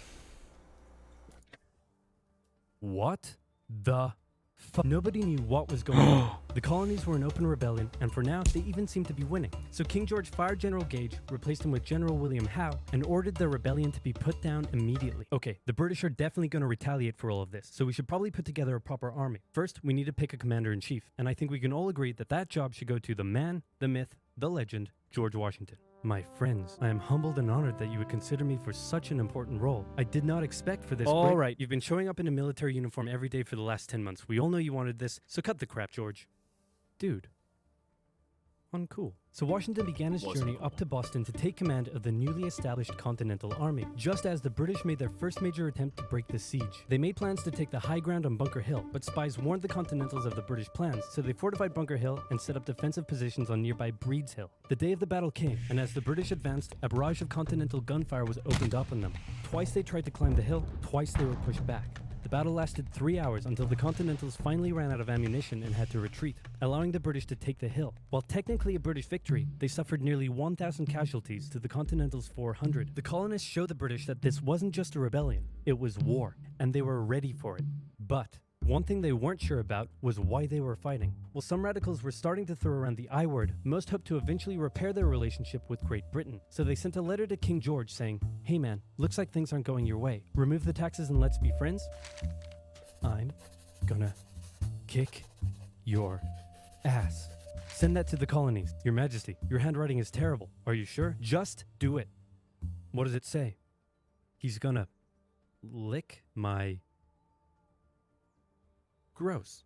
So for the remainder of the year, small engagements continued to occur around the colonies. The British burned down the towns of Falmouth, Massachusetts and Norfolk, Virginia as revenge for earlier anti-British incidents. These actions played right into the hands of patriot propaganda. Overseas, the British were seen as brutes, and the French and Spanish would soon begin sending supplies to the rebel cause. During this time, there was also minor fighting going on between patriot and loyalist militias in the southern colonies. Benedict Arnold was still on a mission to win some personal glory for himself, so he headed up an attempt to invade Canada in a two-pronged attack. The Continentals managed to capture some British forts and the city of Montreal, but a harsh snowstorm with some smallpox on the side saw them defeated and pushed back at Quebec City, and they were forced to retreat all the way to Fort Ticonderoga. Speaking of which, remember all those guns and ammunition? Well, this guy's got a plan for what to do with them. He uses oxen to drag 120,000 pounds of artillery for 2 months through the harsh winter, 300 miles all the way to Washington and his Continental Army surrounding Boston. Boom. Washington's got himself some big guns, which is fortunate because up until now his army had been suffering through the cold winter, not knowing when the siege would end. Now they could make a move. Washington wanted to launch a full assault on the city, but his junior officers felt the British were too fortified, and to his credit, Washington was great at hearing and taking on board the ideas of others. Instead, the Continentals worked through the night, setting the guns up on Dorchester Heights, overlooking the city. And when dawn broke and the British saw the guns, they knew they were toast. Their positions were completely exposed. It was checkmate. They had no choice but to abandon the city. 120 ships carried 9,000 redcoats and 2,000 loyalists away to an unknown fate, and Washington had his first victory of the war. Washington then moved his army to New York, knowing that when the British returned, they would probably land there. In the meantime, a friendly-looking old man by the name of Thomas Paine had written and published a pamphlet called Common Sense, in which he advocated for total independence from Great Britain. It spread across the colonies like wildfire, and to this day remains the best-selling title in America. It was read aloud in taverns and meeting halls, and brought the idea of independence into the mainstream. Congress began to seriously consider the idea. Thomas Jefferson was selected to write up an official Declaration of Independence, and he went hard, writing that all men are created equal, with certain inalienable rights, including life, liberty, and the pursuit of happiness. Of course, Jefferson had over 100 slaves, but we don't have to talk about that. On the 2nd of July, Congress voted unanimously in favor of independence, and John Adams declared that the 2nd of July would go down as the most remembered day in American history. Then a couple days later, independence actually came into effect. The United States of America was born. There was no turning back now. The Americans tore down a statue of King George in New York and melted him down into 42,000 musket balls. To the British, it was treason, and if the king had his way, Washington and all of Congress would be hung. Speaking of the British, guess who's back?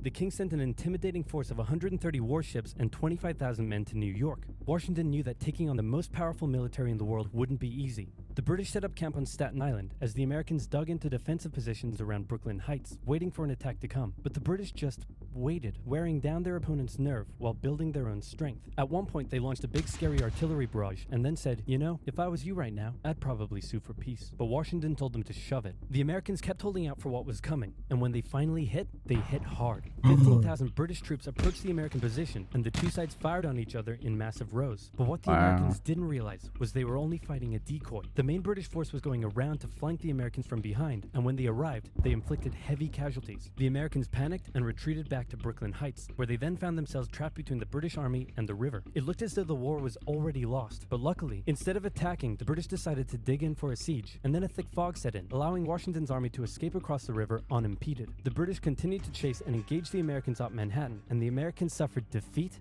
after defeat after defeat. It was a disaster. Washington's leadership was called into question, as thousands of American POWs were left to rot as traitors. Washington's army fled through New Jersey all the way down to Pennsylvania. Rarely had an army been so badly beaten, yet survived to fight another day. Alright, how long have I been in queue? Oh my fucking 8 minutes. Yikes. Alright, we'll go here. This video was made possible by Brilliant. Math and science done right. Keep watching until the end of the video to learn how you can get 20% off the annual premium subscription. Washington's butt was sufficiently kicked. Winter was here. His troops' morale was low, some just up and left. Washington needed to do something, anything to restore faith in the revolution. The British had spread throughout New Jersey and settled in for a winter of drinking cider and partying hard. Nobody expected an attack in the winter, so Washington Oh, you can't even see it. I'm fucking just a dumbass. Why can't you see it?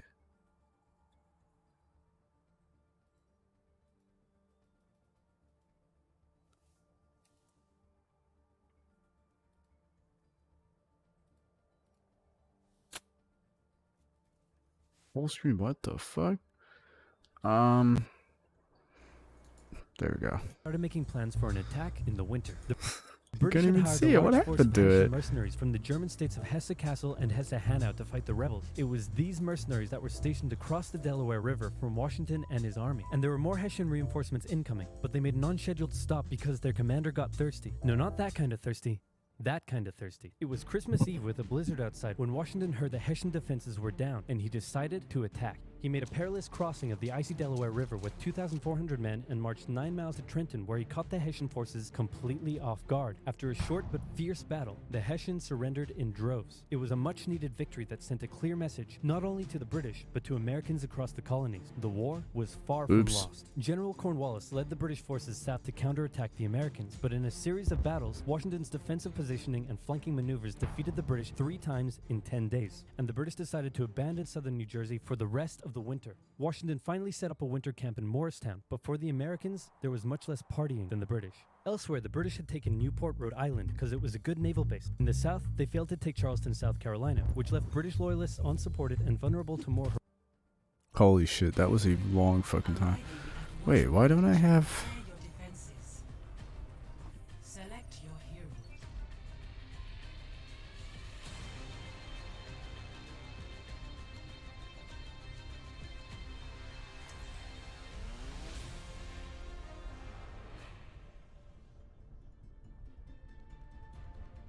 Oh, there you go.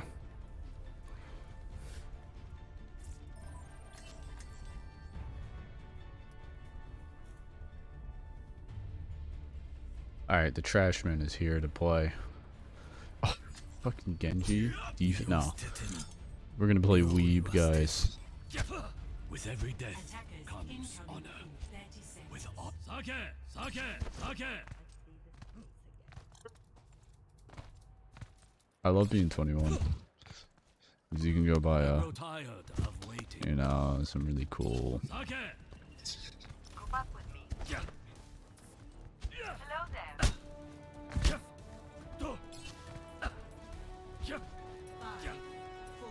A tank.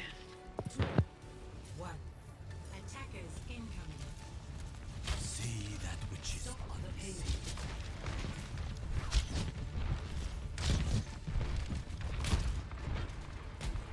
Enemy in my sight. See through the wolf's Purple. eyes. So predictable.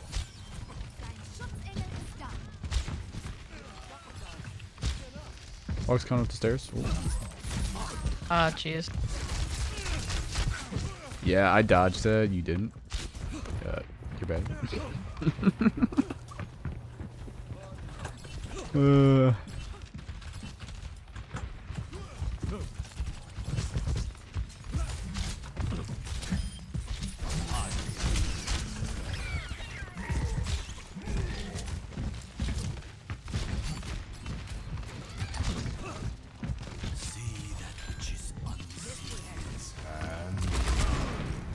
What? Yes. Oh.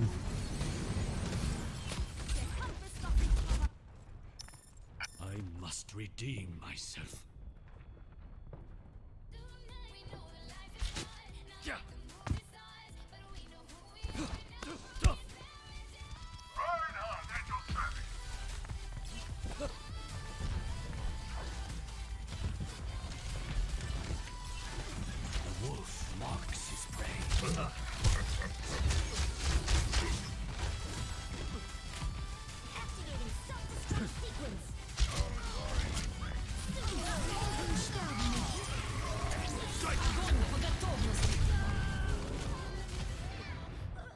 Oh.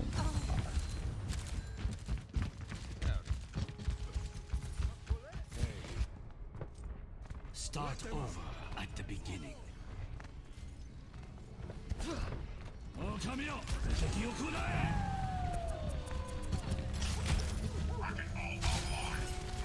So predictable.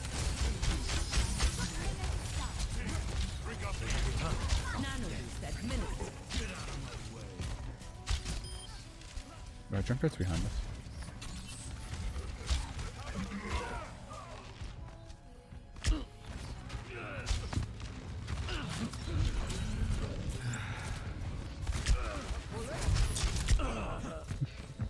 I tried. Alright, yeah, I gotta switch. Not getting the value I want. Justice ain't gonna dispense itself.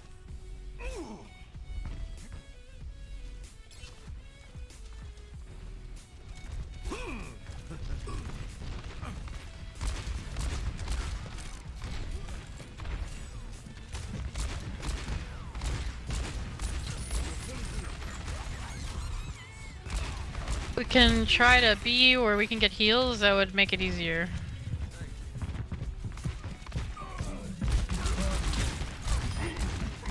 Never had a chance.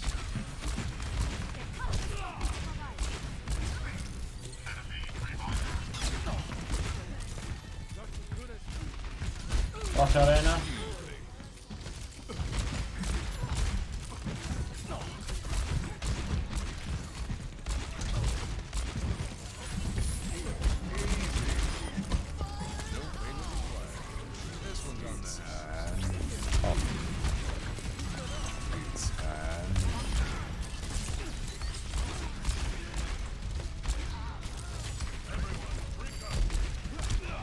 Need to get him off the high ground. Nice, nice. Hey, nice. Bob, can you switch up to a different tank? Ball. What do you think his answer is? I don't know if he's in here. Yeah. Exactly.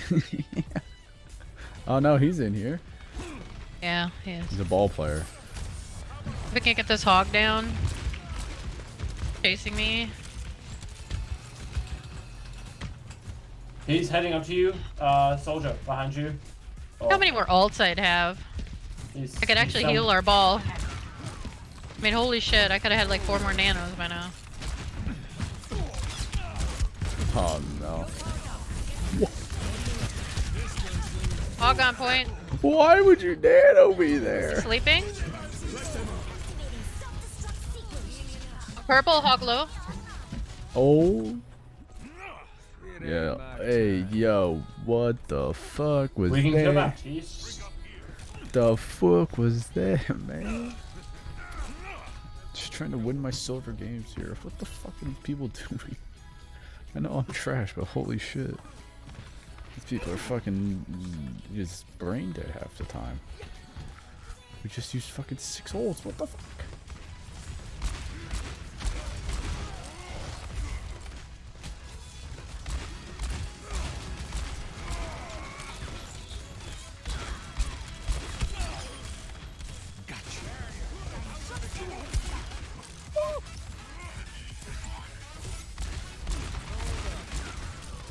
Coming up behind. Junkrat. Had to fall down. It's too good. Oh, the Kree was shooting too. Take more than that.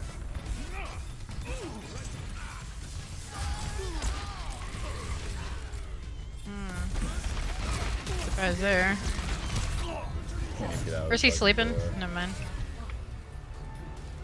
You know, I feel like we could have told that if one of our tanks that happens to roll switched.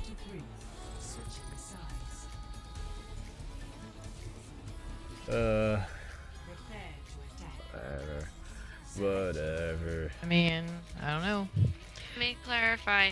Are you looking for me to play Reinhardt or Winston? Because we're playing on Gibraltar. Not ball though. The team doesn't really work too well with the ball going into the combat they had.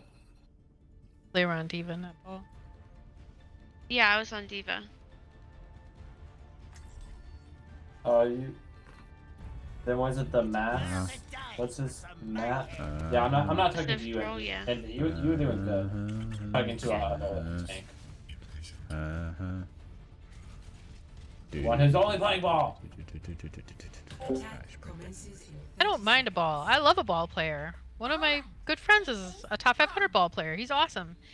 You know what he does? He brings me ult charge by letting me heal him. I can get nanos like there's no tomorrow. Yeah, but there's a difference between your top 500 ball and this ball. You got trapped. There isn't a difference between bringing it back so you can get healed instead of getting out of line of sight constantly. You know. But he kept dying. Keep saying. Just can't heal him. He's feeding his brains out. So we have one good tank. Let's use it. Put no more energy into his ass.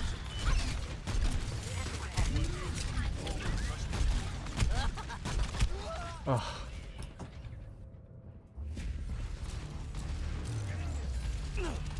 They're sleeping here. They're sleeping. Hello. Diva purple, low.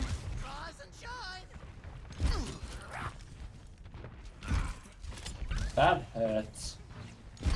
Yeah, Zarya. Ouch, ouch.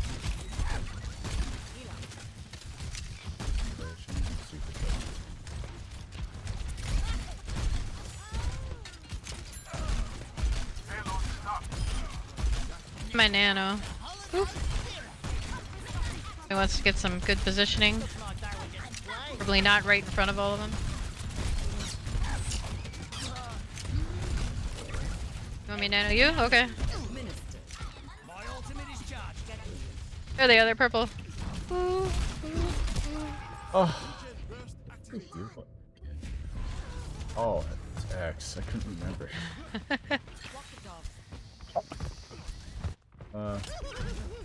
Whatever. Everybody's taking so much damage. Jesus Christ.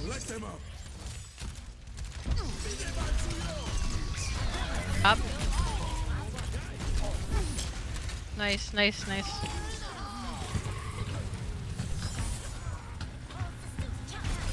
Brad up top. Yep. He down.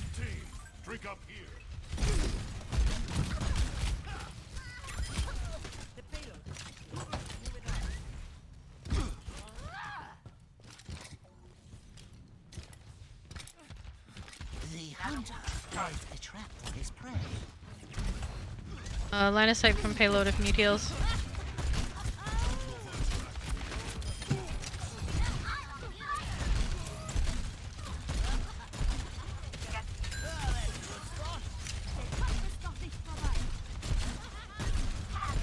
Zarya's on car by herself.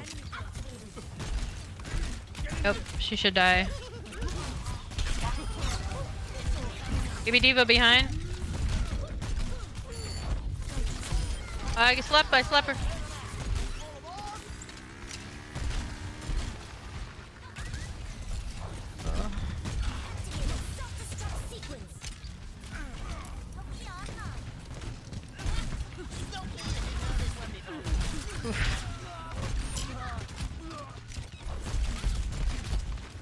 Oh, get him!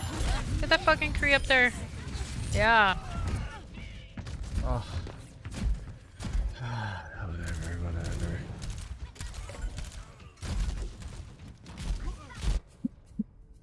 Back for more.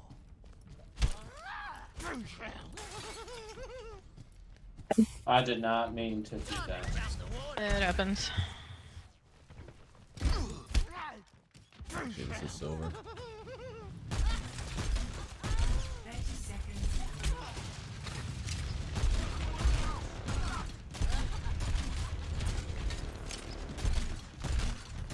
Gotta get that Junkrat down before he gets tired. See Diva. There we go.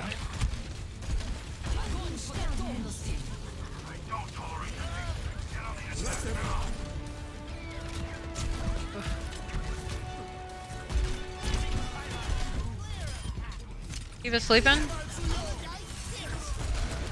He's up behind. Oh. Oh, he's dead. Gotta stay on it. Oh. Lucky. Nice try. What do you see? I was on fucking point. Play of the game.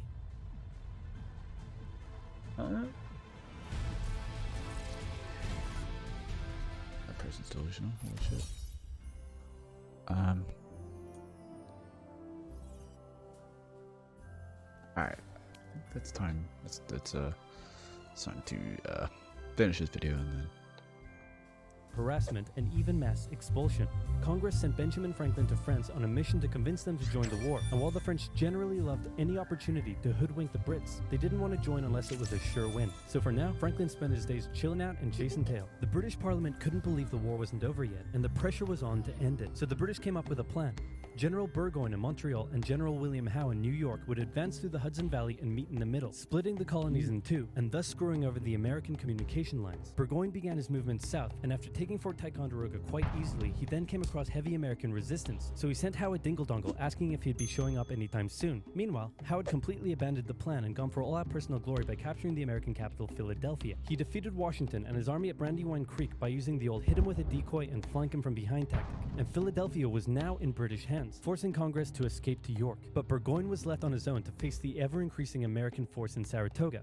American General Horatio Gates teamed up with our old friend Benedict Arnold to deal one final blow to Burgoyne's army. Arnold wanted to take the fight to the British, but Gates wanted to wait for the British to come to them. After a heated debate, Gates, the senior officer, told Arnold to go to his room, but Arnold defied his orders, and at the Battle of Bemis Heights he charged at the British and obliterated them. Great job, Horatio. By the way, what happened to that other guy who was in Saratoga? Who? Benedict Arnold. Never heard of him. Ouch. Hey George, didn't I do a great job? Taking Philadelphia and all? Didn't I? You're fired. Both Burgoyne and Howe returned to Great Britain, leaving British General Henry Clinton to take charge of the war. And the war was about to take a nasty turn, because with the victory at Saratoga, the French were finally ready to join the Americans. Alright Benny, we're in. Hey, isn't this kind of funny, you know? Because you're a republic trying to overthrow an absolute monarchy, and I'm an absolute monarchy helping you? Like, could you imagine if your revolution inspired my people to revolt against me, and then they imprisoned me and all my family, and they chopped all of our heads off? Could you imagine? That's called foreshadowing.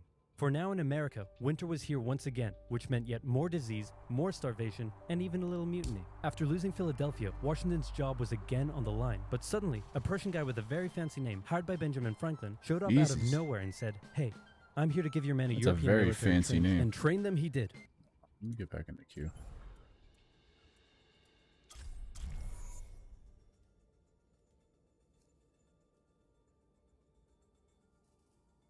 They learned how to shoot accurately. Wait, why isn't that?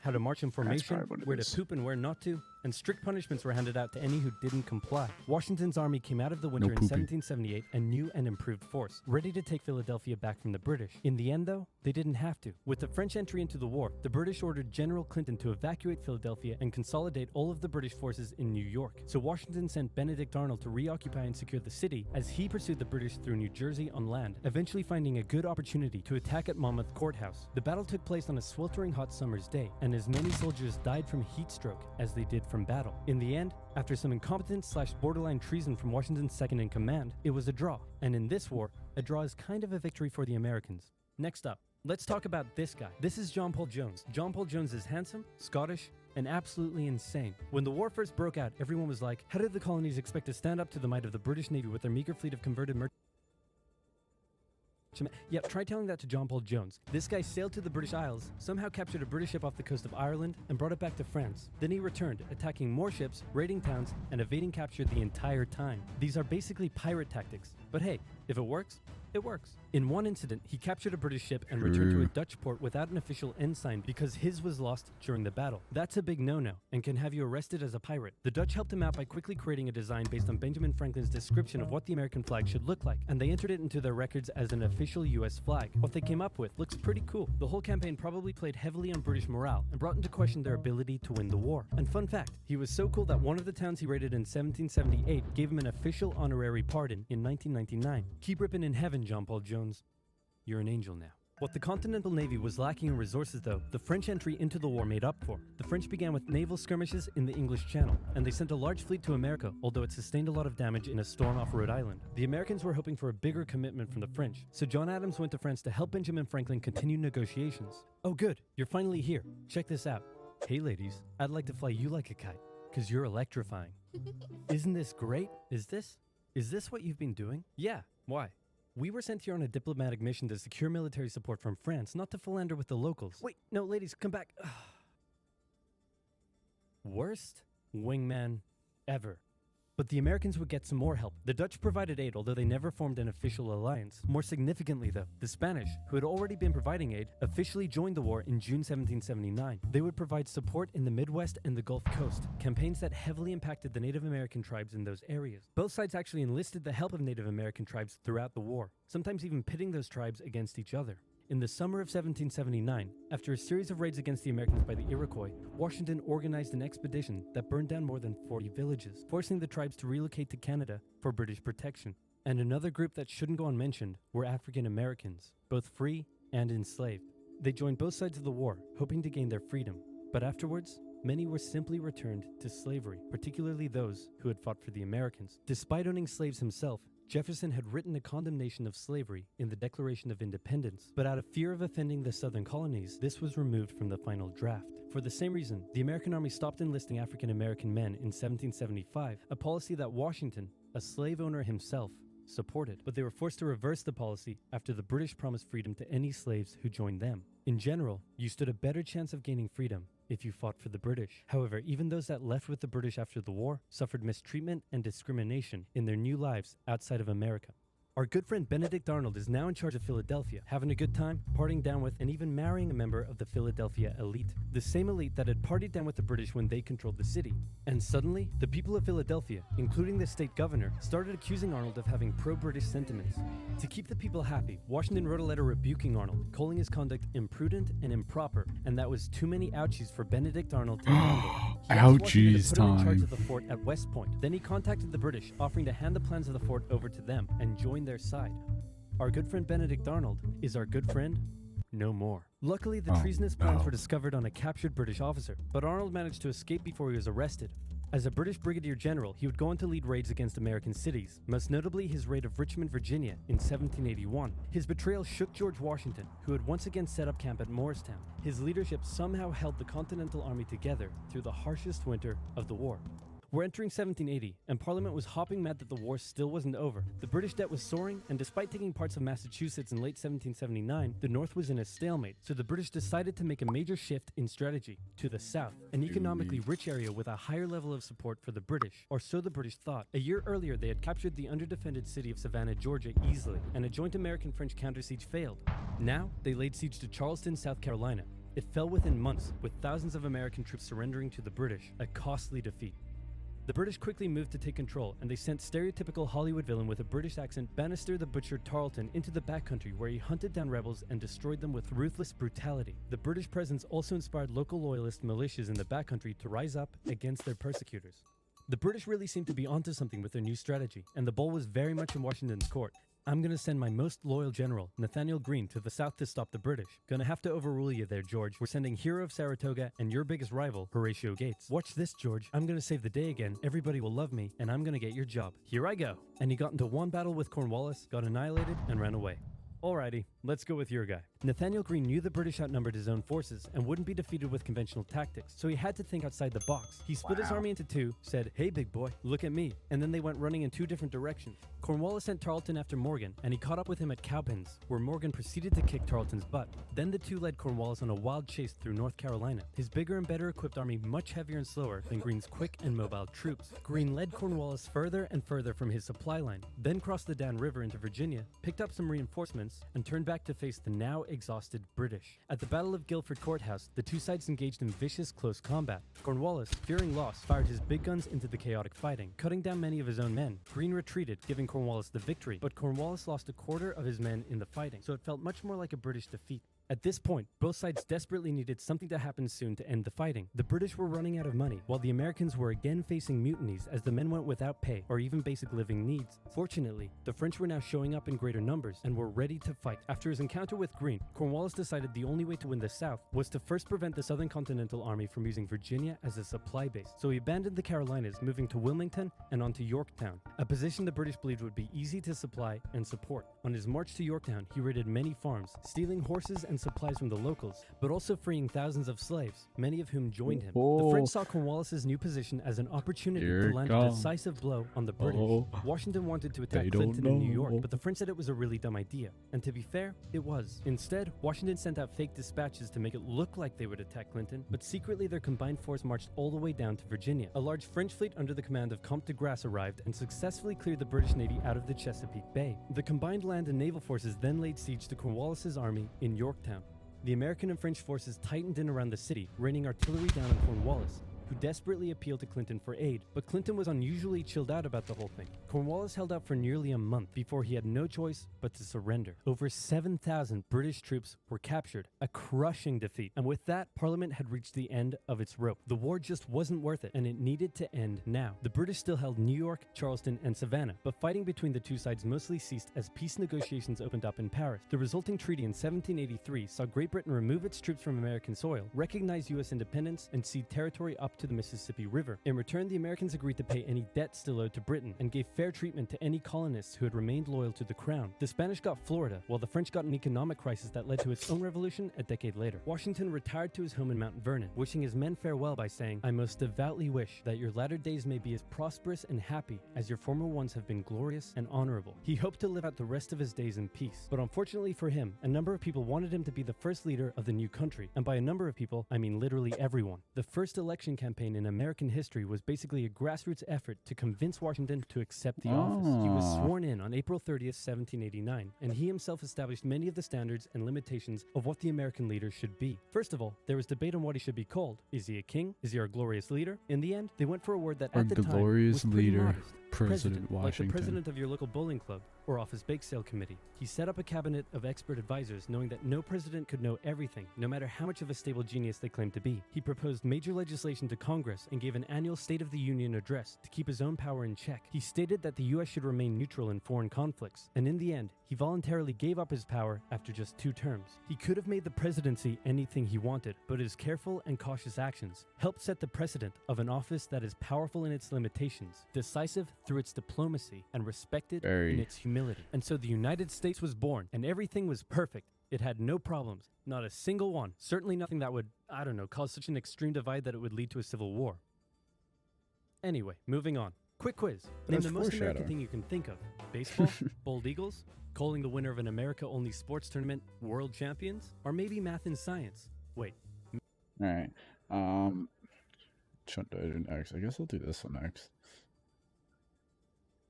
I guess so. No, I should do the French Revolution, because the French Revolution's next, and then it was the Civil War.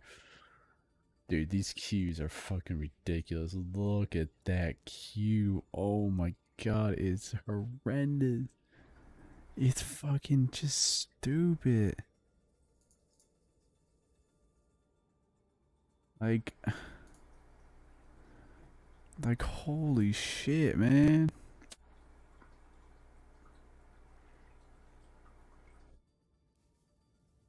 What was the French Revolution?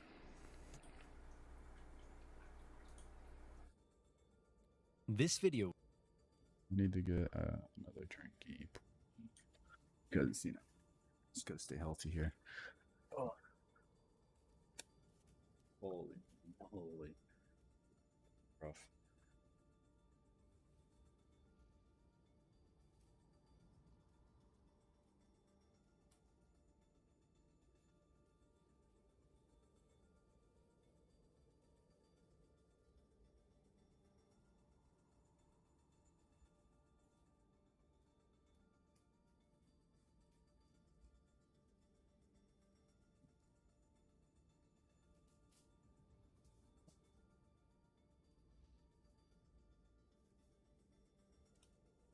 Let's see how long this fucking queue is gonna actually be. Like, holy.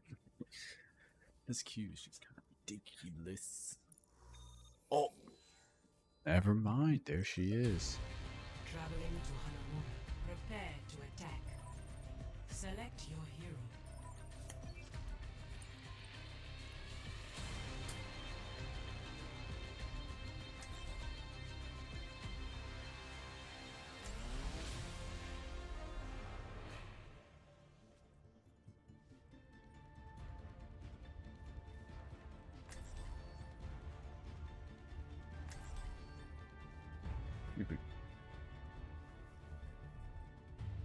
Alright.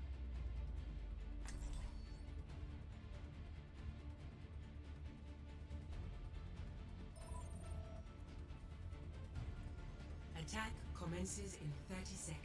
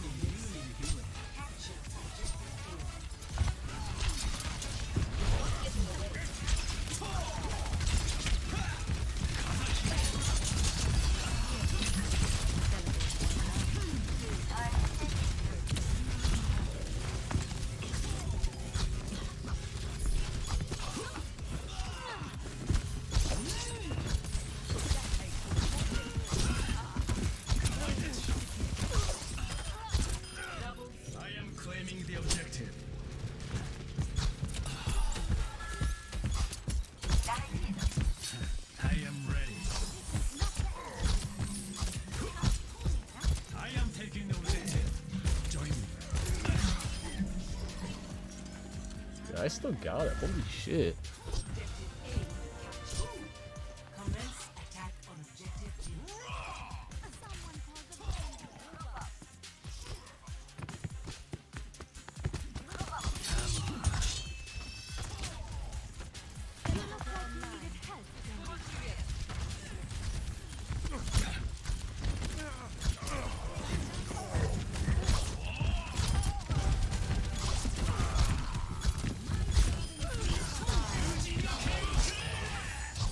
Kill wolf.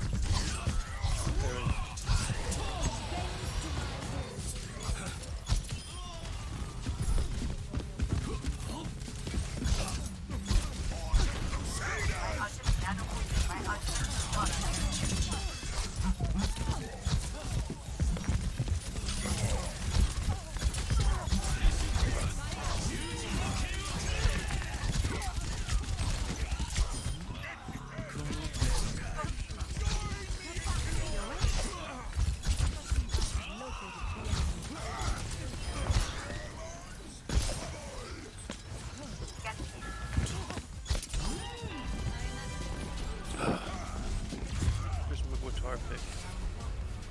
Where's my guitar pick? Alright, hey. I'm just, you know, streaming Overwatch. I'm Very absolutely nice. rolling. Steamrolling? Yeah. Destroying? Fuck Obliterating? yeah. Dude, I got like, you know, jam and music playing, you know how it is. I just played Genji for the first time in probably like 2 years. And Very nice. I just rolled the whole team because I got placed in fucking low in like mid silver because I'm trash.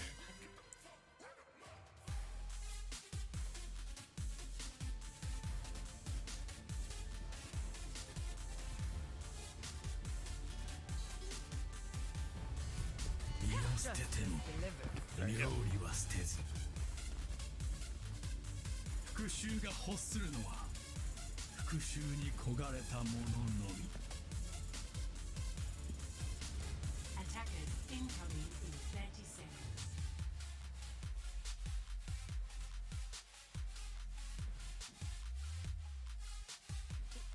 I definitely just did not spill some of my rum and coke on the floor. I swear.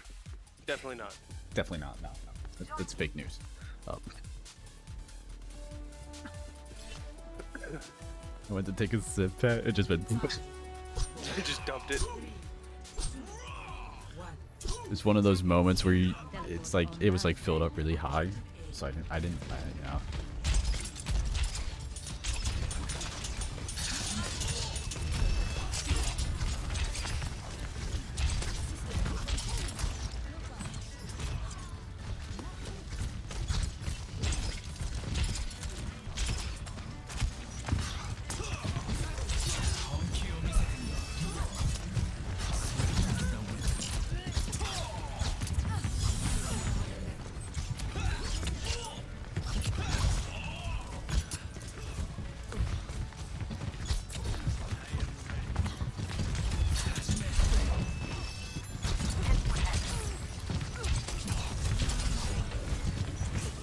Oh no, that was my first death. And Mercy doesn't have res. I threw. I'm trash. I'm actually trash. Crash.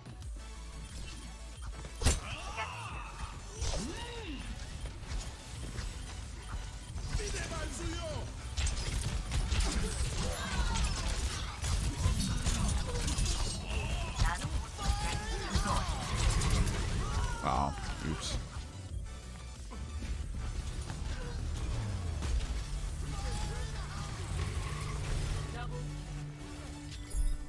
Pat, do you have a Twitch Prime? No. Do you have a Prime account? No. You don't have an Amazon Prime account? Oh yeah, I do. You should connect it to your Twitch and you can Prime from my channel and I can make $5. Very nice. No. I'm just kidding. You don't watch Twitch, so it's not worth it.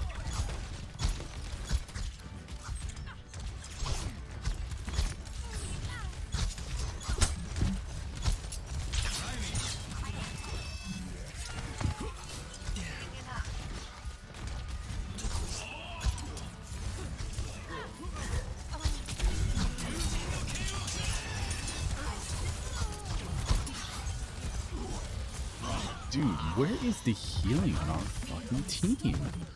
It's just not Fuck your healing. here.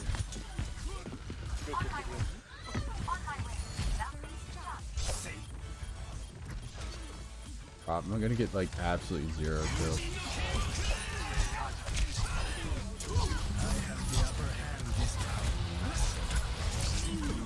I got the Zen and he had ult, so. Why do we have a Ferva? Let us hope for a different outcome.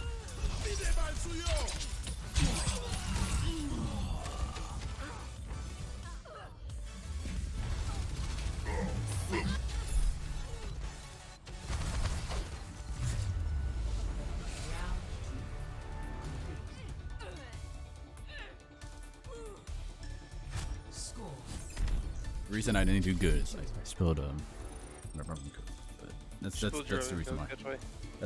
That's why I choked. Prepare your defenses. I got like 4 kills, but you know, terrible. It's defense. I'm creating defense actually.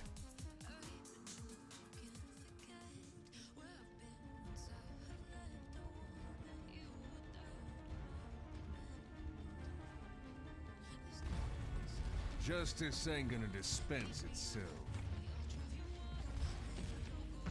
Just remember, Farah, we ain't playing with toy guns anymore.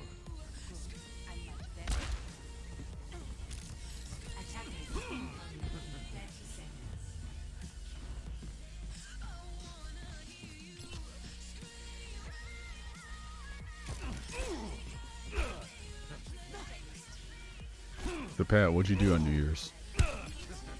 Went to sleep. Oh, you didn't go Stayed out? up. No, because I just got back. So I just stayed out until I got here, and then I just. I sat home and drank some vodka Red Bulls and got, you know, absolutely cronked drinking those. Very fucking nice. things.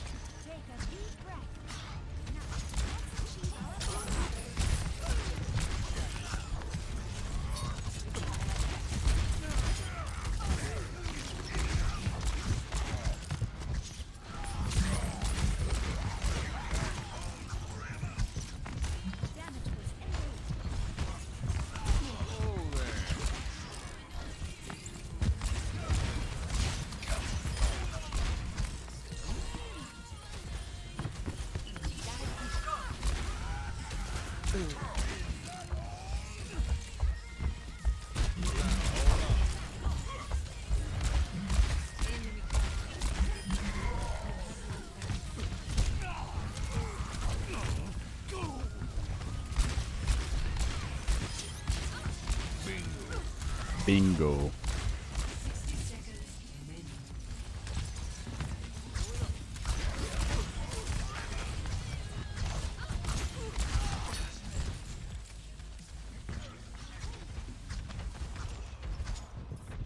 About to pop off here.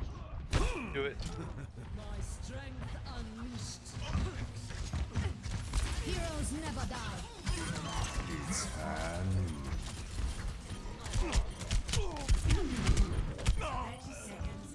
That's unfair.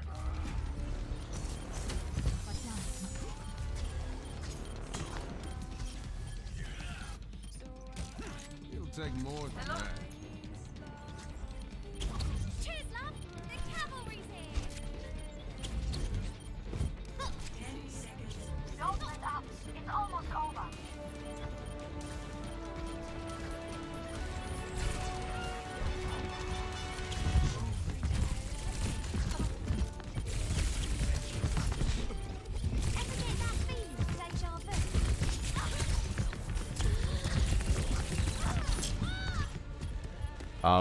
We just lost the 5v6 because I wasn't trying.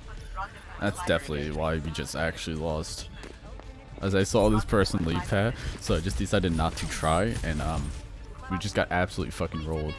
So Well, very nice then. Maybe you should try it. yeah, I'm actually gonna try.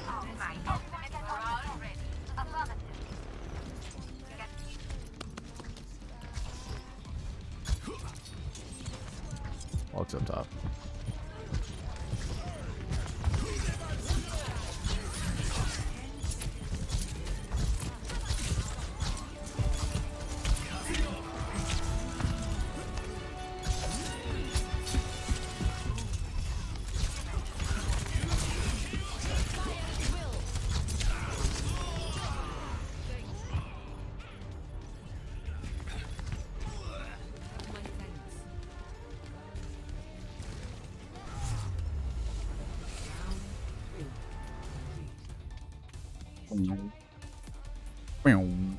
Score 2-3. Switching sides. So Pat, in between my DPS games, I've been watching Oversimplify. I started with the American Revolution. Now I'm gonna go to the French Revolution. I'm gonna go right in chronological order in terms of years that actually happened. Fuck yeah. So then after that is the French not the French, it's Napoleonic Wars. Well, then you're missing the Pig Wars. No, that's before the Civil War. That's before the Civil War. Yep. That's the War of 1812. It's like actually the same time as the French Revolution, right? War of 1812 no, and it's the French Revolution are both happened in 1812. yeah, it's all the same time. Maybe I'll watch that next. I don't fucking know. You can watch it on my stream, Pat. No. Look it, you can watch it there. Look it, you can come into my stream and I can run an ad for you. I can click this green button on my stream that says you can run a 30-second ad, a 1-minute ad, a 1-minute 30-minute ad, a 2-minute ad, 2-minute 30, 3-minute. Ooh. And when you come up with Hartner, you can run an 8-minute ad. Jesus Christ. Yeah, that's pretty gruesome. Fucking hog sucks.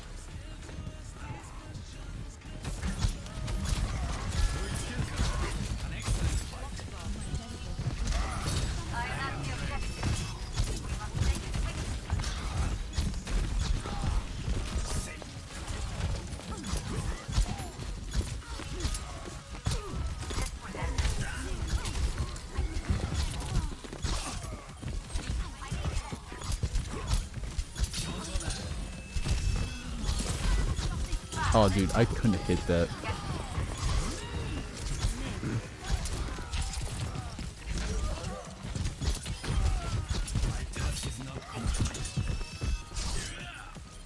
I am taking the objective. Join me. I'm on my way.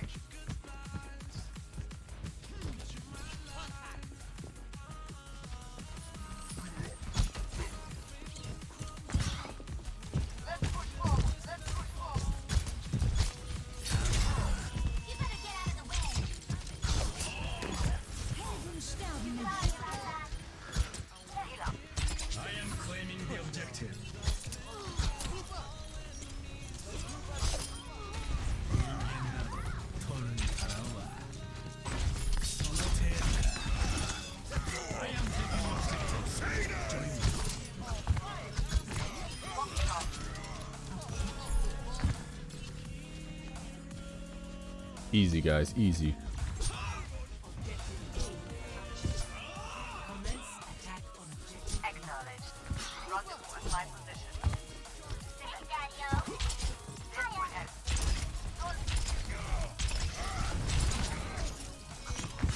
Watch the Roadhog behind.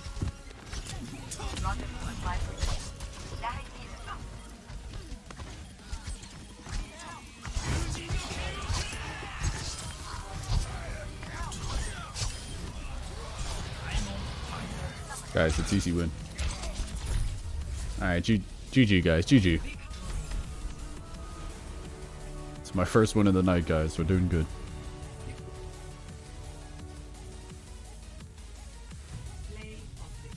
Oh, I've won 1 game out of 5, Pat. Woo. Very good. It's almost 0-5 right there. That was really rough.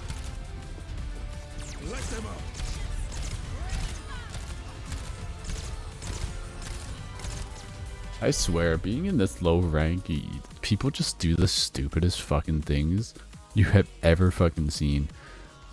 Like, Very nice. Like it's like actually just just you know, retarded. Look, Pat, you should check in my stream right now. Watch this. Watch this. You ready? You ready for this? I'm gonna hit the 60. No, I'm gonna hit the 30-second. Nah, we'll do the minute. Minute longs of fucking ads. Some big numbers. I fucking hate you. I'm stuck on an ad. It's so funny. Don't worry, I don't get any fucking money. Hey, look at this. I can you can do some crazy stuff since I made affiliate. Like you can do predictions on whether I'm gonna like win something or if something's gonna happen. Like you can do prediction and bet you see how you have little points in the corner right down there? Yeah. Like channel points? Yeah, you can you know, like put them on like if I'm gonna win or lose. What the fuck? I got a second ad. Yeah, that's I got the same ad twice. I put a 60-second ad. I got the same ad twice. I put a 60-second ad. Isn't that great? It's disgusting. If you click on the ad, I'll get no money.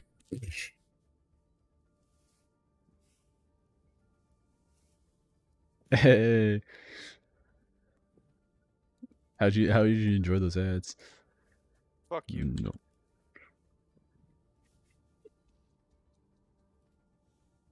Don't worry, I'm never gonna become a big streamer.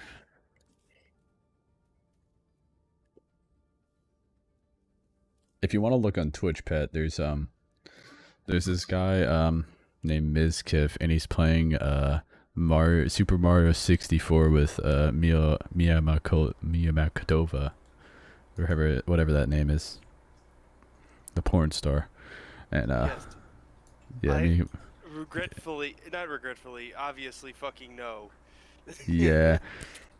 I have not had a girlfriend for quite Pat, I was watching New Year's after I got back, and apparently, because she went over to the streamer house on you know, Friday over there, New Year's, whatever it was.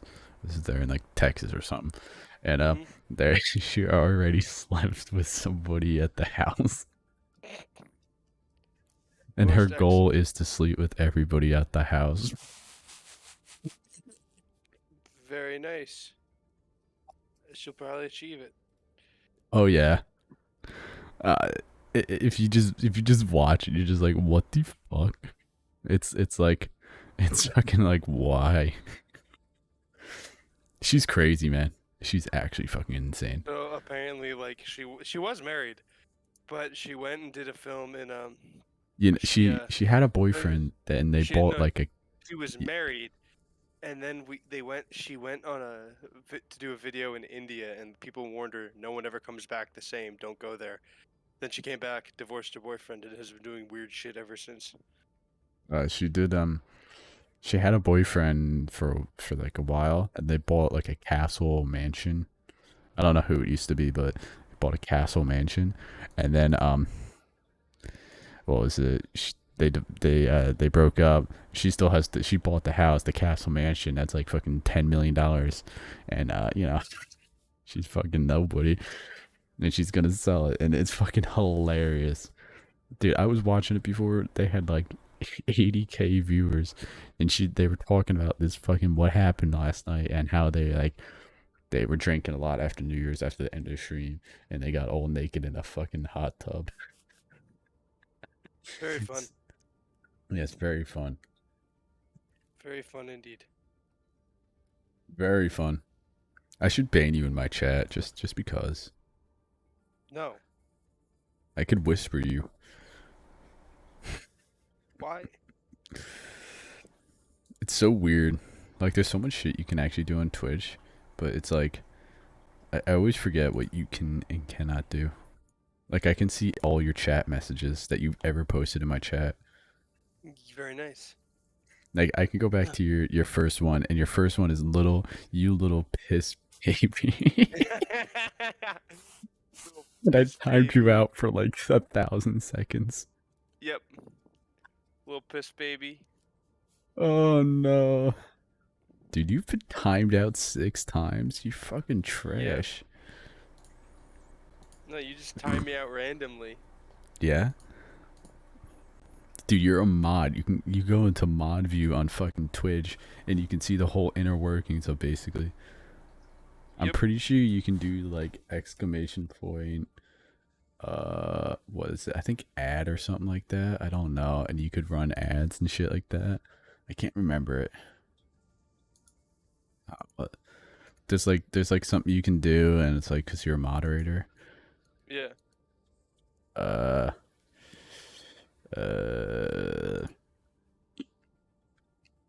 don't fucking remember. Super moderator. I think you have to be a super moderator or something like that. I don't fucking know. Or it might be Moobot. Like Moobot's pretty cool. Yeah.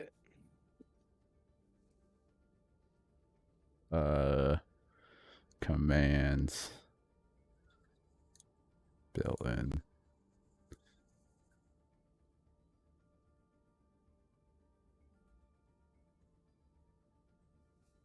You know. Oh yeah, you can do exclamation point commercial, and it would do an ad. It won't work because I just used an ad. And you have to wait 14 minutes, but you know. Was made possible by NordVPN. Get All right. protected by clicking Now I the gotta link watch the below French and get Revolution, an please. amazing 75% off. for it. That's only $2.99 per month with an additional month free for a limited time. Also, new French Revolution merch available now in the store, including King Louis and Marie Antoinette character pins, complete with detachable heads, just like the real thing. So I said to the Marquis de la Fufayette, "What do you think I am? Some dirty peasant? I've never worked a day in my life." Wow, that Marie Antoinette sure is pretty. Sure is. Wouldn't want to be Prince Louis though. That's going to be a lot of responsibility when he becomes king, especially since France is in financial ruin. Quite.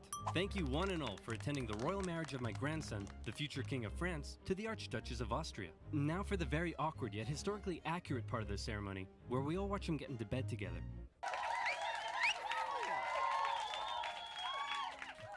All right, now that's out of the way. Let's leave the royal couple to it. You better give us an heir, you fat, ill-bred boy. Nighty-night. That's gonna be a lot of responsibility. France is in financial ruin. You fat, ill-bred boy. Quite.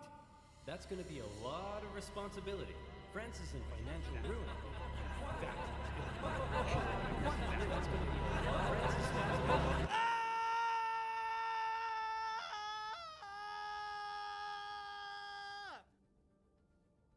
Oh, great. He's a freaking weirdo.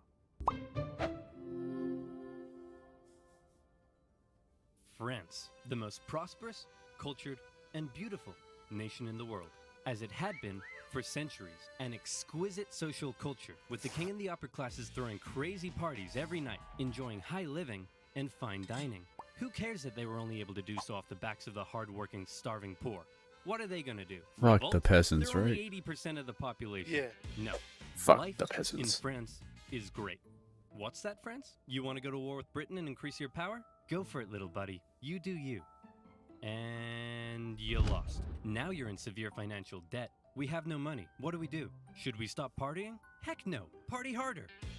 That's okay. The peasantry will pick up the slack. They were created by God to do all the work, and you were created to reap all the benefits and party hard. That's just how society works, and we've all just accepted it for centuries. Why? Why what? Why do the nobility get to be all rich and stuff? Just because they were born into it? And the rest of us schmucks just have to accept that? Hell, why do we even need a king? Who decided that? It all just seems very unfair and unequal, and I, for one, am starting to question it. Wow, that's very enlightened of you.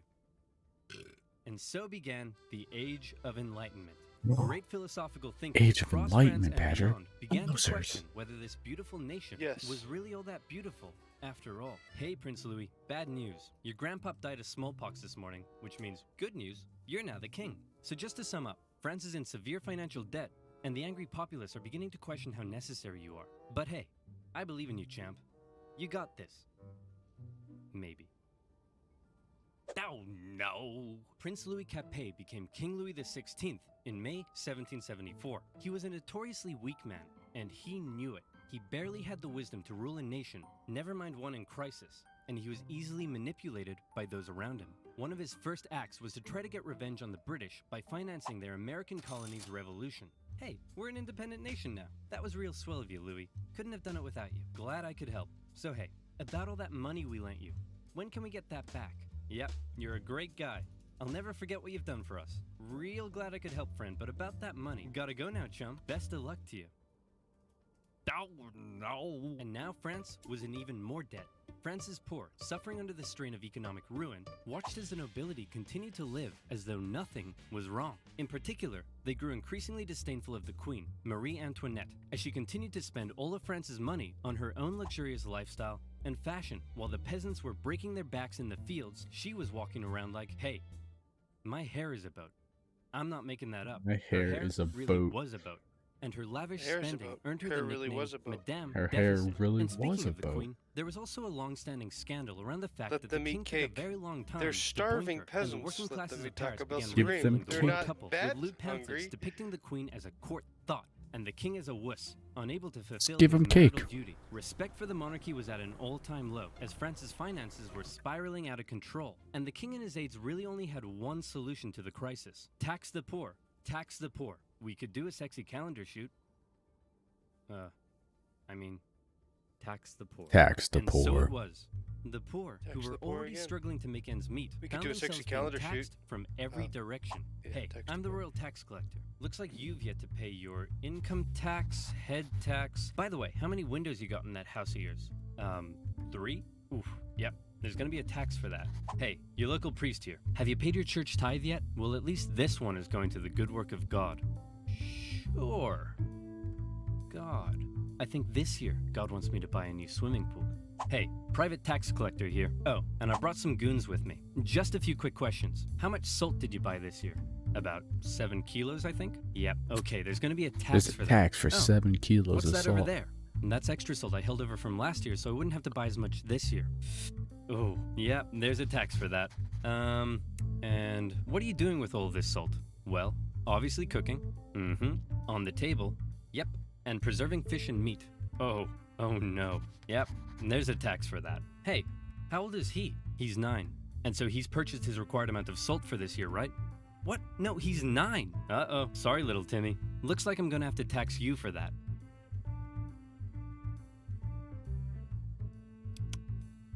Yep, salty. There's going to be a tax for that. Salty and that's not all. tears. A huge portion of the peasants' harvest had to be given up. And there was also the labor tax, where peasants were required to work a certain number of days for their local lord without pay. Obviously, people weren't too happy with these taxation policies, and the aggressive nature of these private tax farmers sometimes even escalated to violence. In particular, though, the people really hated how inconsistent the taxation rules were across the nation, and also the fact that the first 2 estates often had to pay very little, if any tax at all. And so, the anger continued to grow.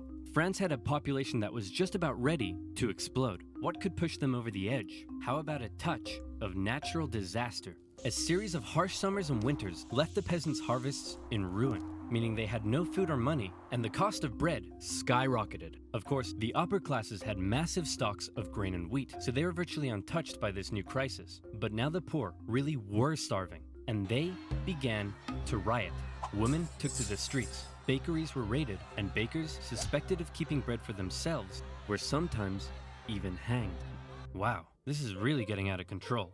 Your Majesty, we need some decisive action. You need to step up and lead us. What will you do? Okay, I've got this. I know. I'll summon the Estates General, and they'll decide what to do. You really are a fat, ill-bred boy. The Estates General was the closest thing France had to a government, apart from the king. It was a purely advisory body, and was rarely summoned. In fact, it hadn't been summoned for 175 years prior to this. But with France in a severe crisis, the king felt the time was right to call on the government to help. The Estates General was made up of representatives from the 3 estates, that is, the clergy, the nobility, and everybody else. Okay, thanks for coming, everyone. The first order of business is regarding the clergy and nobility. You all get brand new Porsches. You get a Porsche, and you get a Porsche, and you get a Porsche. Everybody gets a Porsche. And now into the second order of business. France is completely out of money. Like, it's never been this bad before. Anyone got any ideas? How about we all get Lamborghinis next time? The king decided that in order to make a decision, they had to come up with a voting system. Okay, the clergy. You have a population of 130,000, so you'll get 1 vote. The nobility. You have a population of 350,000, so you'll also get 1 vote. And the third estate. You have a population... I just looked at my fucking ad, my stream revenue, and do you know how much money I've made since I've been affiliate? Pat. How many? How much? Yeah, I want you to guess how much money I have made. How much money? $1. Yes. A little bit less. A little bit less. 80 cents. A little bit less. 75 cents. Way less. Less. A cent. A few bit more. 0. How can it be less? A hay penny. 10 cents. Jesus fuck. And I have made my most ad revenue today. 2 cents. Very nice. From you watching and me watching on my second monitor, my one fucking window, I have made 10 cents. Wowzers. Isn't that weird to think about? Like, I have actually made like 10 cents streaming now. Like, imagine, like, how much do the fucking like hundreds of thousands of viewers, like when they run an ad and it's like 100,000 people watching, and they make fucking bank. Like, let's see how many people. It says I have 5 viewers, so there's not 5 people here. There's you, there's me, and 3 bots, I guess. I don't fucking know. And if I go to my calculator, so let's see, what's the highest? XQC is 100,000 times. I have 0.02 ad revenue per viewer. That's $2,000 per ad, but his ad rate is probably like an insanely high. Yeah. You know, it's 100,000 viewers, so he probably gets a bigger deal. So that's probably like $10,000 per just like a 15-second ad. That's fucking insane. Holy shit.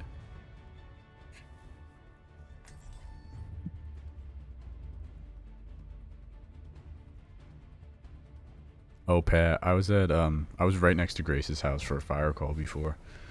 That's fun. Like right next to it. Like her neighbor. Well, shit. Caught on fire? No, it was a CO call, but it came across as that everybody had symptoms. So everybody's like, oh, it's the one. It's the actual one. Oh, it wasn't, by the way. Nobody had anything. He said, yeah, I replaced the smoke detectors, but I don't know what I was doing really, so,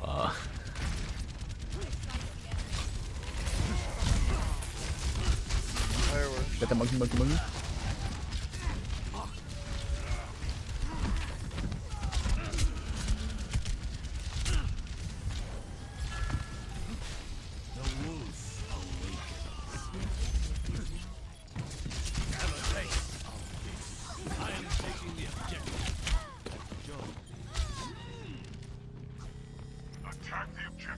Big suck more. Big suck. Yo, let's go. This you behind, by the way. I can't kill him.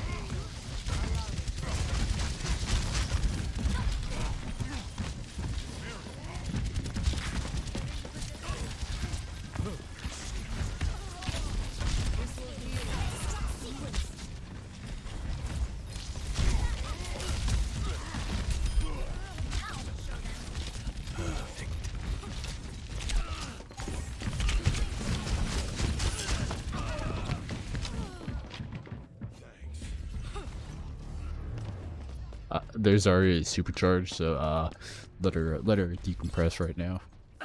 Start over at the beginning. The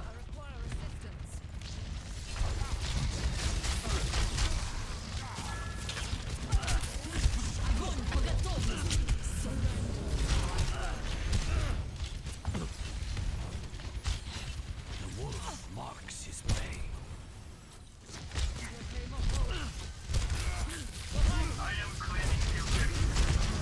Oh God. Angry monkey.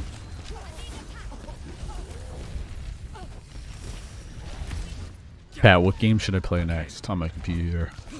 No clue. What games you have?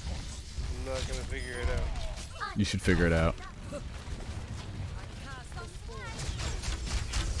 No.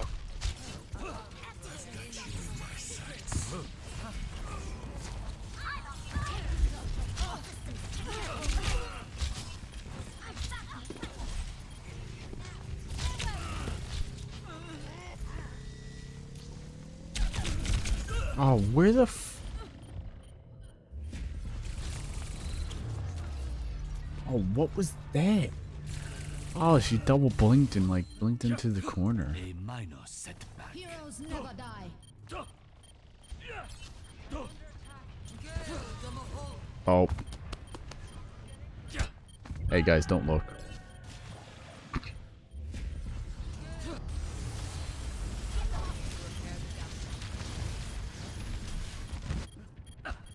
I must reclaim my honor.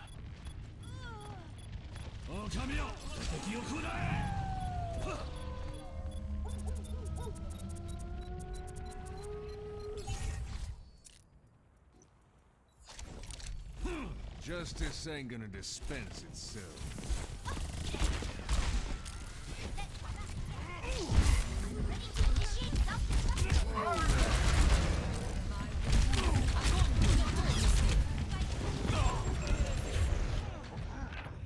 Well, that sucked.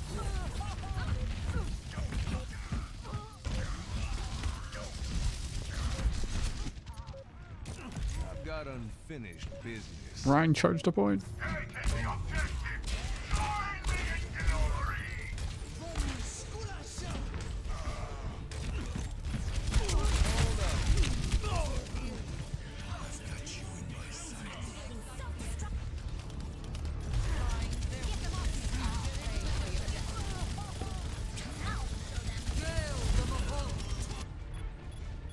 It ain't my time. Best round lost.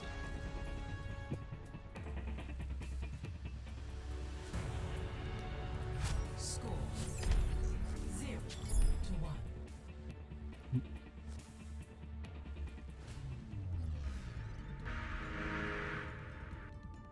I'm ready for some barbecue.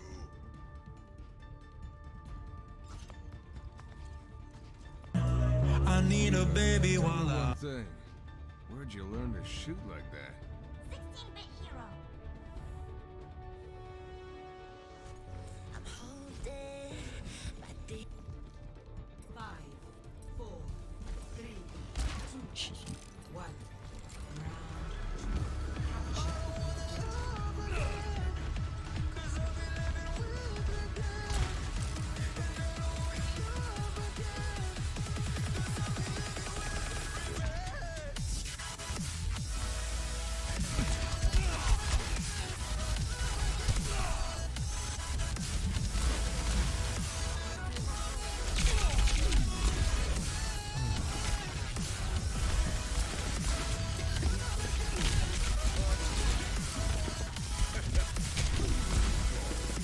Person to recall.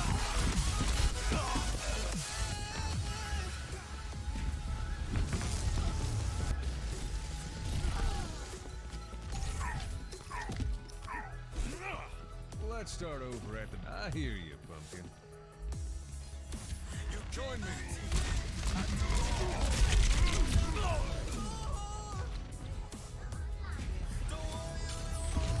I am claiming the objective. You broke me, and I don't wanna see you, and I don't wanna see you again.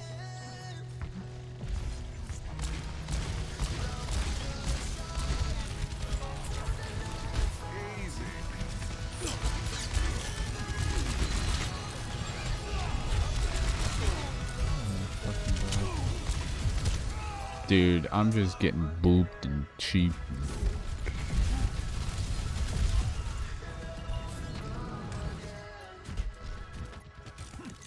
Let's start over at the beginning. Alright, let's just wait that out.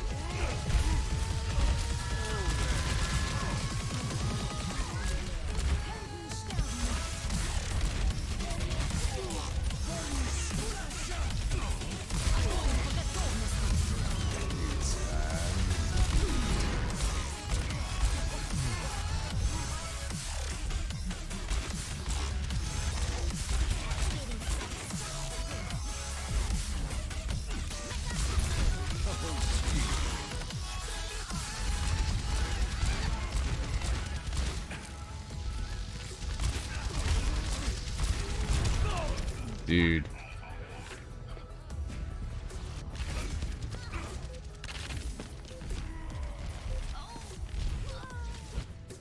Acknowledged.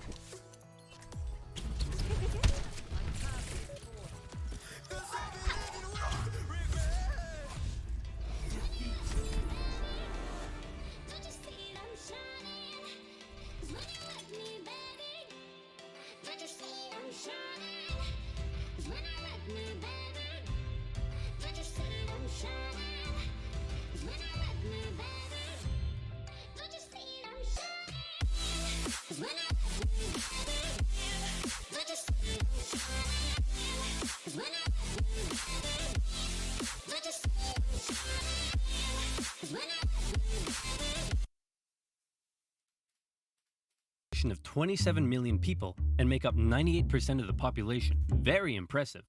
You'll get 1 vote. The Third Estate were obviously pretty unhappy with this system because they kept on finding that this would happen. We propose to raise taxes on the Third Estate. All in favor? All opposed? 2 to 1. Taxes will be raised on the Third Estate. We propose a motion that says the first 2 estates are a bunch of poo-poo heads. All in favor? All opposed? 2 to 1. It's official. We are not poo-poo heads. The Third Estate realized that any attempt at reform would be outvoted by the 2 upper estates, and they thought that was kind of lame. So they decided that since they were 98% of the population, they could go off to form their own government, make their own laws, and take over the running of the country. And so, the National Assembly was born. The Third Estate was now in control, and there was nothing the king could do to stop. Haha! I've locked you all out of your building. What are you gonna do about it? We'll probably go find a different building that isn't locked. Oh no. No! The National Assembly did find another unlocked building, just down the road, an indoor tennis court, where on the 20th of June 1789, they all took the tennis court oath, pledging to continue meeting until the king finally gave in to their demands for more equality and economic reform. This new National Assembly included many of the most educated members of the Third Estate, including 2 young lawyers by the names of Maximilien Robespierre and Georges Danton. Some members of the first 2 estates even joined their cause. Some of these men formed a radical new political party called the Jacobin Club and quickly became leading figures. While many members of the Third Estate simply wanted more equality, a growing number in this Jacobin faction would begin calling for something even crazier: the removal of the king entirely. And this is where fear began to take hold. With such a volatile situation developing, everyone was afraid of something. The king feared his position was under threat, and he called in the military to take position around Paris. The Third Estate heard rumor of the gathering military force, and they feared the king was planning to round them up and arrest them. Maybe he'd even execute them. It also didn't help that the king had just dismissed France's popular finance minister, who had been trying to make reforms himself. It seemed the king was done negotiating. Fear, left unchecked, often boils over into anger, and anger detonates with violence. The angry people of Paris, after centuries of cruel inequality, harsh oppression, even starvation, fearful of having their new movement for reform demolished so soon, decided that it was now or never to take action. Screw reform. They decided they'd do one better. How about revolution? The people of Paris, believing the French military was preparing to attack, decided they should arm themselves. The National Assembly announced the creation of a bourgeois militia, the National Guard, and immediately, many troops from the French military defected over to the revolutionary side. In the early hours of July 14th, 1789, a large crowd stormed and raided the Hôtel des Invalides, a military hospital where they were able to secure a large number of rifles. The bad news was they weren't able to find any gunpowder for their new weapons. The good news was they knew exactly where to get some. A prison fortress and a symbol of royal tyranny towering over Paris, the Bastille. Mid-morning, the crowd gathered around the Bastille and demanded that the man in charge, Governor Delaunay, surrender the prison and hand over the gunpowder. Obviously, Governor Delaunay was like, no way. So he stalled for time by inviting a few members of the crowd in for negotiations. The crowd, still waiting outside, quickly became impatient, and before long, they stormed the fortress, taking on the French troops inside. Your Majesty, we've received word that the people have surrounded the Bastille. Governor Delaunay will hold them off. No need to worry. Actually, Your Majesty, it appears the crowd is now headed away from the Bastille. You see? What did I tell you? Clearly Governor Delaunay has defeated them and has them on the run. No need to worry. Your Majesty, isn't that Governor Delaunay's head on a pike? Well, clearly Governor Delaunay has taken on the form of a bodiless pike-head deity, and the people are so enamored with him, they're parading him around the city. No need to worry at all. When the National Assembly heard about the violence that had taken place, they had two options. Either one, they denounce it and try to carry on the revolution using peaceful means, or two, they say, damn, you stuck his head on a pike? That's pretty hardcore. And we love it. Incidentally, they went with option number 2. Some historians believe this reaction paved the way for the utter violence and bloodshed that would become the legacy of the French Revolution. This widespread acceptance of violence during the Revolution is also largely credited to the writings of a certain Jean-Paul Marat, a man of science with a horrible skin condition that kept him confined to a bathtub. He began writing a radical newspaper he affectionately named The Friend of the People. Citizens of France, be very afraid. Given the chance, the king and the nobility won't hesitate to massacre us all. The solution is simple. Execute them. Kill every last one of them. Cut off 1,000 heads, and if that's not enough, cut off 1,000 more. Oh, hey Mr. Squeaky. What are you doing down there? You're so cute. Aw, I love you too, Mr. Squeaky. Mwah. Now where was I? Oh yeah. Kill them all. It became one of the most popular publications in Paris during the Revolution and succeeded in spreading ever-increasing fear and anger among the people. In August, leaders of the National Assembly, with help from a certain Thomas Jefferson, adopted the Declaration of the Rights of Man and of the Citizen, an incredible document that guaranteed liberty and equal rights to all men. And when I say men, I mean men. Despite its glaring shortcomings in gender equality, the massively influential declaration would go on to inspire the struggle for liberty and equality across the planet for centuries. However, back in France, the vast majority of the people weren't really so concerned with enlightened ideas of equality as much as they were concerned with the fact that they were still starving. Bread was still expensive as hell and hard to come by. The people felt that one reason nothing had been done yet about the crisis was because the king simply couldn't see the problem. He lived in Versailles, a full 20 kilometers southwest of Paris, and as a result, lived in comfort, separated from his dirty, stinking subjects. On October 5th, a crowd of women, 7,000 strong, decided they'd do something unprecedented. They decided they'd remove that separation and confront the king directly. The women marched all the way to the king's palace in Versailles. Along the way, the crowd continued to grow into the tens of thousands, and when they arrived, they demanded an audience with the king. What are those things outside the palace? They're poor people, Your Majesty. That's poor people? They say they're hungry. Hungry? Then let them eat cake. Then let them eat cake. See, this is the exact BS that led to this whole mess in the first place. You're so out of touch. They're writhing around in the filth, breaking their back to barely scrape by, and they come to you demanding just the basic ability to feed themselves, and you think a slice of cake will sort them out? Well, then let them eat Taco Bell Crunchwrap Supreme. Wow. They're not that desperate. Members of the crowd actually managed to break into the palace with the intention of killing the queen, who narrowly escaped through a secret passage in her bedroom. The enraged mob killed several members of the royal guard and raised their heads on pikes, which, if you haven't noticed yet, is something they were quite fond of doing. The king had no choice but to come out and talk to the crowd. He agreed to accept his new position, sharing power with the revolutionary government, and to return to Paris with the crowd, removing the separation between king and subject. King Louis had a problem with people constantly raiding his palace, but one thing he didn't have a problem with was people raiding his computer, because he used King Louis and his family were now in the Tuileries Palace in Paris, where for the next couple of years, he watched as the revolutionary government began to strip away his power. And fearing for his safety, he had to stay on their good side. Hey, look who it is. It's my favorite revolutionaries. Yep, I'm your #1 fan. What can I do for you? Hey, King Louis, so we've made a few decisions. First, all of your friends in the nobility are gonna have to pay taxes the same as everyone else. Great idea. I love it. And as a side note, the tax money can no longer pay for all your lavish parties. Great. I hate those parties. They're so awkward. And also, we're taking away your Porsche. Oh, come on!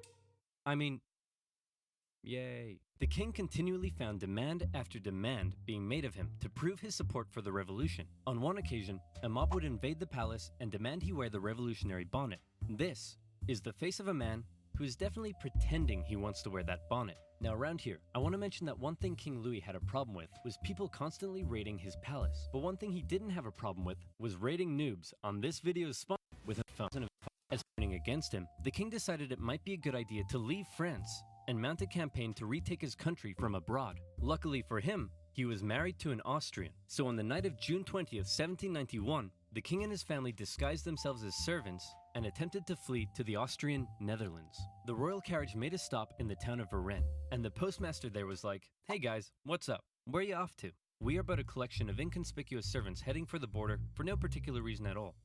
Say, you, the fat one, you look kind of familiar. Aren't you the king? Nope. Let me see your passport. It says here you're King Louis the 16th. Nope, not me. Take him away, boys. The king was promptly returned to Paris, but now the jig was up. His lack of support for the revolution was clear to all, and many considered him a straight-up traitor who tried to abandon his people. As a result, the new constitution of 1791 completely reduced his powers to that of a simple figurehead, a constitutional monarch. However, radicals, such as those in the Jacobin Club, were outraged that the king wasn't to be removed entirely. So a month later, these radicals staged a protest on the Champ de Mars, calling for the king's removal. The government of Paris feared an insurrection was mounting, and they sent the military to disperse the crowd. The confrontation escalated and resulted in the Revolutionary National Guard firing on a crowd of revolutionaries. It was a massacre. The incident exposed a deep division within the Brotherhood of the Revolution. On one side, the moderates who wanted to keep the king as a figurehead. On the other, radicals who wanted to see the king deposed and heads roll. In the wake of the massacre, these radicals received a wave of support. And speaking of rolling heads, one form of equality the revolution introduced was equality in execution. This meant no more torturous drawing and quartering, no more inhumane hanging. They wanted all criminals, regardless of economic status, to receive the same penalty, a quick and painless one. Luckily, a man by the name of Dr. Joseph Guillotine had an idea. A heavy blade that falls like thunder. The head flies off, blood spurts, and the man is no more. The guillotine, otherwise known as the National Razor. The guillotine made its debut in 1791 as the new form of execution. The writings of Marat and others continued to call for the execution of anyone suspected of working against the revolution. For him, this included some members of the clergy and nobility who had previously benefited from the cruel system of inequality that existed before the revolution. In many parts of the countryside, local lords had found themselves become a target. "Sire, the peasants, they're revolting." Oh, come on, that's a bit harsh. Sure, they smell a bit, but I wouldn't say they're revolting. Oh yes, I see what you mean. Increasingly, these French aristocrats began fleeing France to find solitude in other parts of Europe. And once again, fear began to take hold.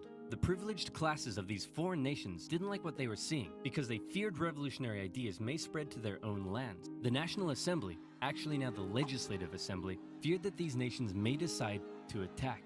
Then why don't we attack them first? No, you idiots, we are definitely not ready for war yet.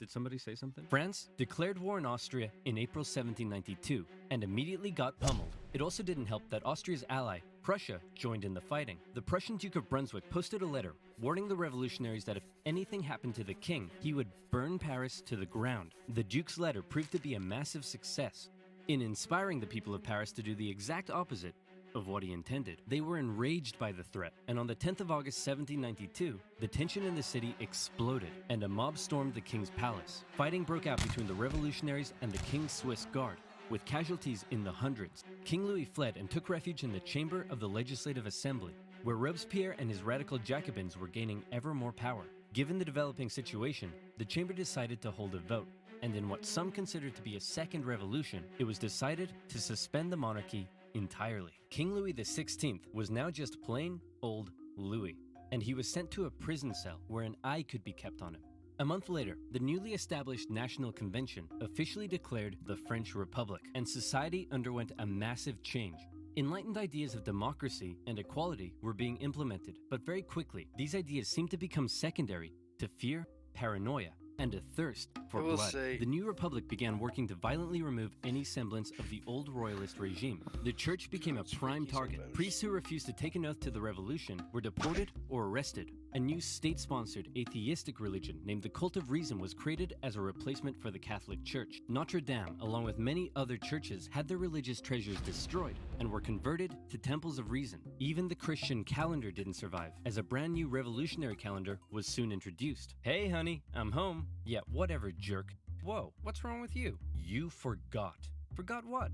Everything. This entire year. My birthday was on the 3rd of Germinal, our anniversary was the 12th of Thermidor, and you promised that in Frimaire, we'd go on a romantic weekend trip to Venice. No, I said we'd do that in December. December hasn't been a thing for years. The government of Paris, now under the control of the radical sans-culottes, began rounding up suspected enemies of the revolution and sending them to prison in the thousands. Naturally, a large number of those arrested were members of the clergy and aristocracy. As France's foreign enemies continued to close in, panic spread. Georges Danton made impassioned calls for men to defend the Republic, and tens of thousands of troops left Paris for the front lines. However, in their absence, Paris was left to its own devices. As enemy troops arrived in Verdun, the people of Paris feared that their crowded prisons were becoming a breeding ground for counter-revolutionary conspiracy. What would happen if the Prussians reached Paris and freed the aristocrats? Marat believed he knew what would happen. The aristocrats would enact their vengeance on the people. Fearing those they had already imprisoned, mobs descended on Paris's prisons. They broke in, and during the brutal September massacres, aristocrats, priests, and others were tried and executed on the spot. Even women and children weren't spared. With over 1,600 victims, word of the massacre spread across Europe. One British newspaper wondered, are these the rights of man? Is this the liberty of human nature? But there was still one man in particular that Robespierre and his radicals really wanted to see executed. Austria and Prussia pledged that after they defeated France, they'd return King Louis to the throne. Well, checkmate Austria and Prussia, because you can't return a man to the throne if he's already dead. Citizen Louis Capet was put on trial for treason. Obviously, he was found guilty, but his punishment was less certain. Many moderates wanted to simply deport him, but Robespierre insisted the revolution could only live if the king was dead. A vote was held, and by just one vote, Louis was sentenced to the guillotine. If you don't mind, I'd like to say a few words first. Gentlemen, I am innocent of everything of which I am accused. Wait, you're too loud. They can't hear me. Hang on, I haven't finished yet. Wait, dude! Uncool. In her prison cell, Marie Antoinette heard the guns fire, signaling her husband's death. Before long, she would meet the same fate. Back on the war front, France defied all expectations and actually managed to push the enemy back. But then more countries joined the coalition against France, and it all went to pot again. What do? Conscript the masses. The National Convention introduced a conscription law, with each regional department having to meet a certain quota of men for the army. However, not everyone was happy with this new law. You see, while Paris was definitely a hotbed for radical revolutionary fervor, some of the regions outside of Paris weren't quite so keen on the revolution. Some were largely still conservative, still supported the church, and just didn't suffer from that much inequality before the revolution. So as the revolution turned increasingly violent and anti-Christian, many were outraged. Now, they were being conscripted to fight for the new republic they hated. That was the last straw. Counter-revolutionary uprisings erupted in a number of regions across France. Some would last for years, such as in the northwest, where a large-scale uprising was led by the Owls. Why were they called the Owls? Because their leader was named Jean Owl. Why was he called Jean Owl? Possibly because he could do a really good impression of an owl. Really? That's what we're going with? Hoot. Owls? Just because this guy can do an impression of one? Hit him with it, Jean. Hoot, hoot. Yeah, okay, that's pretty good. The Chouannerie uprising lasted all the way until 1800. In the summer of 1793, the southern city of Toulon invited the British Navy over for some tea and crumpets. And then they asked if they'd possibly like to stay and occupy the city. Being an important naval base, this was a heavy blow to the Republic, who sent a relatively unknown young captain by the name of Napoleon Bonaparte to help stage a siege of the city. Toulon was recaptured by France in the winter, and for his service, Napoleon was promoted to the rank of Brigadier General. The most infamous counter-revolution, however, occurred in the Vendée region. Throughout 1793, revolutionary forces clashed with the region's Catholic and Royal Army. The Republic defeated the counter-revolution through cruel pacification. In particular, General Jean-Baptiste Carrier committed brutal atrocities. In one instance, he had thousands of civilians, priests, women, and children tied to ships, which were then sunk. Carrier would later be found guilty of war crimes and executed. Back in Paris, the government was still dominated by moderates. With the war going badly, revolts in the provinces, and the economy getting worse, it seemed the government just wasn't doing a very good job. Radicals' fear for the safety of the revolution intensified, and Marat even began calling for the moderates in the government to be executed. In return, the moderates called for the arrest of Marat.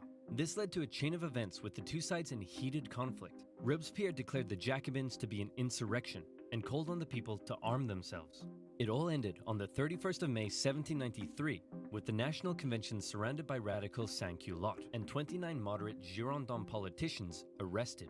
From this moment on, the moderates ceased to be a political force. Robespierre and his radicals would be in almost total control of the government. And this brings us to the story of a woman named Charlotte Corday. Charlotte lived in the northwest city of Caen, and like many in the area, was horrified at the rapid radicalization and increasing violence of the revolution. And the man she blamed more than anyone was Jean-Paul Marat. She wanted to bring peace back to France, and so she did something drastic. She traveled to Paris and told Marat she had a list of enemies for him to publish in his paper. Marat eagerly invited her in for a meeting. So where's that list of enemies you promised me? Here it is. Wait a minute, this isn't a list of enemies. It just says, yippee-ki-yay, mother... And just like that, Marat was no more. Charlotte was quickly arrested and sent to the guillotine. Her dream of restoring peace, however, died with her. Marat became a martyr. In temples of reason, symbols of the dead Marat became the new crucifix. In death, he became an even more powerful inspiration for the extreme levels of violence that were about to rip throughout the new republic. That's right, here comes the Reign of Terror. If you thought this revolution already sounds pretty violent, well, you ain't seen nothing yet, son. The radicals were now in control, and they believed not only was France surrounded by foreign enemies, but that within the masses, there were also plenty of internal ones too. Individuals not loyal to the revolution, conspiring to bring about its downfall. Robespierre and the rest of the radical faction were having none of it. A new committee of public safety was established with 12 members. Its purpose was to protect the new French Republic from its enemies, and it basically became a 12-man dictatorship with Robespierre as its leading voice. The Revolutionary Tribunal was also reinstated, a special court created to streamline the process of trying suspected enemies and handing out their death sentences. With these two new institutions, Robespierre wanted to scare France's enemies straight. In September 1793, it was announced that terror would be the order of the day. In other words, fear had become official government policy. And from then onwards, we enter into the period known as the Reign of Terror. Spies and secret police were everywhere and watched the people closely. France's public had to be extremely careful what they said and how they behaved. Obviously, criticizing this new system, or the government, would quickly have you sent off to the guillotine. But that's not all. Even the most minor offense could have you tried before the Revolutionary Tribunal. Hello, Citizen Martin. Hello, Monsieur Dubois. Monsieur? Did I just hear you say Monsieur? That's the old style of address, my friend. To the guillotine! You know what? I didn't like him, but I do feel kinda bad for the king and his family. Oof, expressing sympathy for the royal family, are we? To the guillotine! 12 sous for a loaf of bread? That's way overpriced. To the guillotine! Man, this bread line is taking forever. To the guillotine! And you look like you're thinking anti-revolutionary thoughts. To the To the guillotine. guillotine. Max, we're sending way too many people to the guillotine. To the guillotine! Chop, chop, chop, chop, chop, chop, chop. It was insane. All across France, about 40,000 people were killed for suspected crimes against liberty. Let's say your neighbor won't stop mowing the lawn at 7 in the morning. Well, then all you gotta do is tell the government they've been talking smack about the revolution. And there's a good chance they'll end up in front of the Revolutionary Tribunal. Maybe they'll even be executed, taking a metaphorical load off your shoulders and a literal one off theirs. The most prominent victim of the Reign of Terror was a certain Marie Antoinette, who was finally tried and found guilty of treason in 1793. She expected she'd be brought to the guillotine in a royal carriage, fit for a queen. All the Republic could provide for her, however, was a wooden tumbril. At 37 years old, the most hated woman in French history met her end on the 16th of October, 1793. Robespierre had saved the revolution through terror. Internal dissent was being suppressed. The food situation was no longer quite as bad. Even the French military had got its act together again and pummeled the Allies at the Battle of Fleurus. For Danton and his followers, the time was right to try to normalize the French Republic. Hey Robespierre, so we were thinking that since things are finally going better, maybe we should rein in the terror. And while we're on it, we could possibly start taking it easier on the church, and also try to end this costly war. Oh, crap. As time went on, Robespierre seemed to go, for lack of a better term, a bit mental. He was hell-bent on creating what he called a republic of virtue, and for him, this meant amping up the bloodshed even more. Throughout the spring and summer of 1794, executions reached an unprecedented level during a period known as the Great Terror. Even those closest to him found their way to the guillotine if they dared oppose his ideas and actions, and he began alienating himself from the rest of the convention. He created a new deistic religion called the Cult of the Supreme Being, along with the new annual Festival of the Supreme Being. Man, I think Robespierre is really starting to lose it. He thinks he's a god or something. Nonsense. Sure, he's gone a little extreme, but he doesn't think he's a god. My children, bathe your immortal souls in the virtue of my republic. Okay, yeah, he's completely lost it. Robespierre's ultimate mistake, however, came on July 26th, when he made a speech to the National Convention, in which he said this: I have in my hand a brand new list of enemies to be sent to the guillotine, and many of you are on this list, but I'm not going to tell you who yet. What do you think of that? I think we should send Robespierre to the guillotine first. All in favor? Oh, no. 2 days later, Robespierre became the final victim of the monstrous terror and paranoia he had created. Many historical accounts of the revolution end here with the death of Robespierre and his terror. But the revolution officially continued for another 5 years until 1799. So what happened between now and then? Well, after the fall of Robespierre, a more moderate political group called the Thermidorians took control of the convention. They wanted to restore stability to the government. Now, Robespierre's allies and other radicals who had fueled the terror themselves became the target of political suppression. Bourgeois street fighters took on the radical sans-culottes in the streets during a period named the White Terror. In 1795, the Thermidorians drafted a new constitution and created a government called the Directory, with the purpose of preventing power from being able to fall into the hands of a single individual again. As this new government was being established, royalists who wanted to bring the monarchy back to France saw this moment as an opportunity to strike. They staged an insurrection in Paris and battled with the National Guard in the streets. Luckily, one Napoleon Bonaparte happened to be in Paris at the time, and he took control of the situation, firing on the crowd and putting down the insurrection. From this moment on, the people of Paris would never again be able to stage a popular uprising and lost their control over the revolution. For his actions, Napoleon became a general and was sent to take control of the French armies in Italy. The new Directory remained a fairly ineffective government for the remainder of the revolution. It was plagued with corruption and struggled to keep the economy afloat, and as a result, wasn't very popular.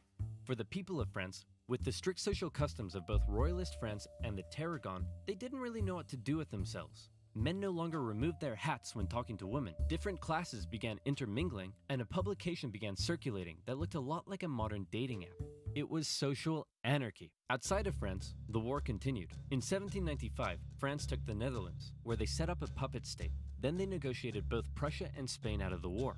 The British attempted to land French royalists in the west to reinforce rebellion, but that plan failed. In 1796, the French planned a three-pronged attack with the aim of marching on Vienna and knocking Austria out of the war. The two northern armies were defeated and forced to retreat.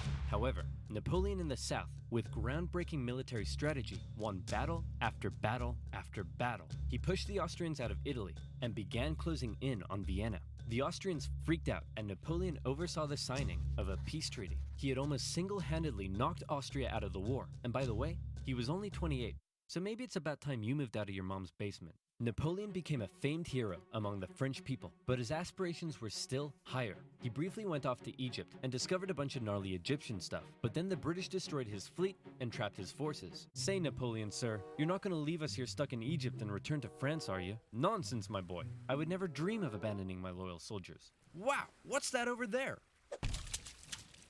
On his return to Paris, Napoleon found himself to be extremely popular, and the government extremely unpopular, and he started getting some power-hungry ideas. Conveniently, a politician named Emmanuel Joseph Sieyès approached Napoleon and said, "Hey man, since you're so popular, do you want to help me stage a coup?" "Great idea. Let's stage a coup, and then I'll coup you." What? Napoleon, with the help of his politician brother, entered the government chamber, possibly got punched in the face, and finally his troops intimidated the council to dissolve the government and create a new constitution that basically made Napoleon a dictator. So there you have it, the French Revolution, born with the great promise of liberty and equality. The common people dared challenge an oppressive system that had existed for centuries. But before they knew it, they found liberty sidelined by terror, equality that possibly didn't quite hit the mark, and an absolute monarchy replaced by an absolute dictator. Napoleon began stabilizing French society.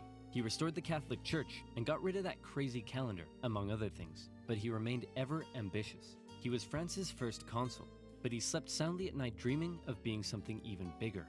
Napoleon's expansionist aspirations, combined with the ongoing conflict in Europe, would eventually lead the continent into a huge conflict known today as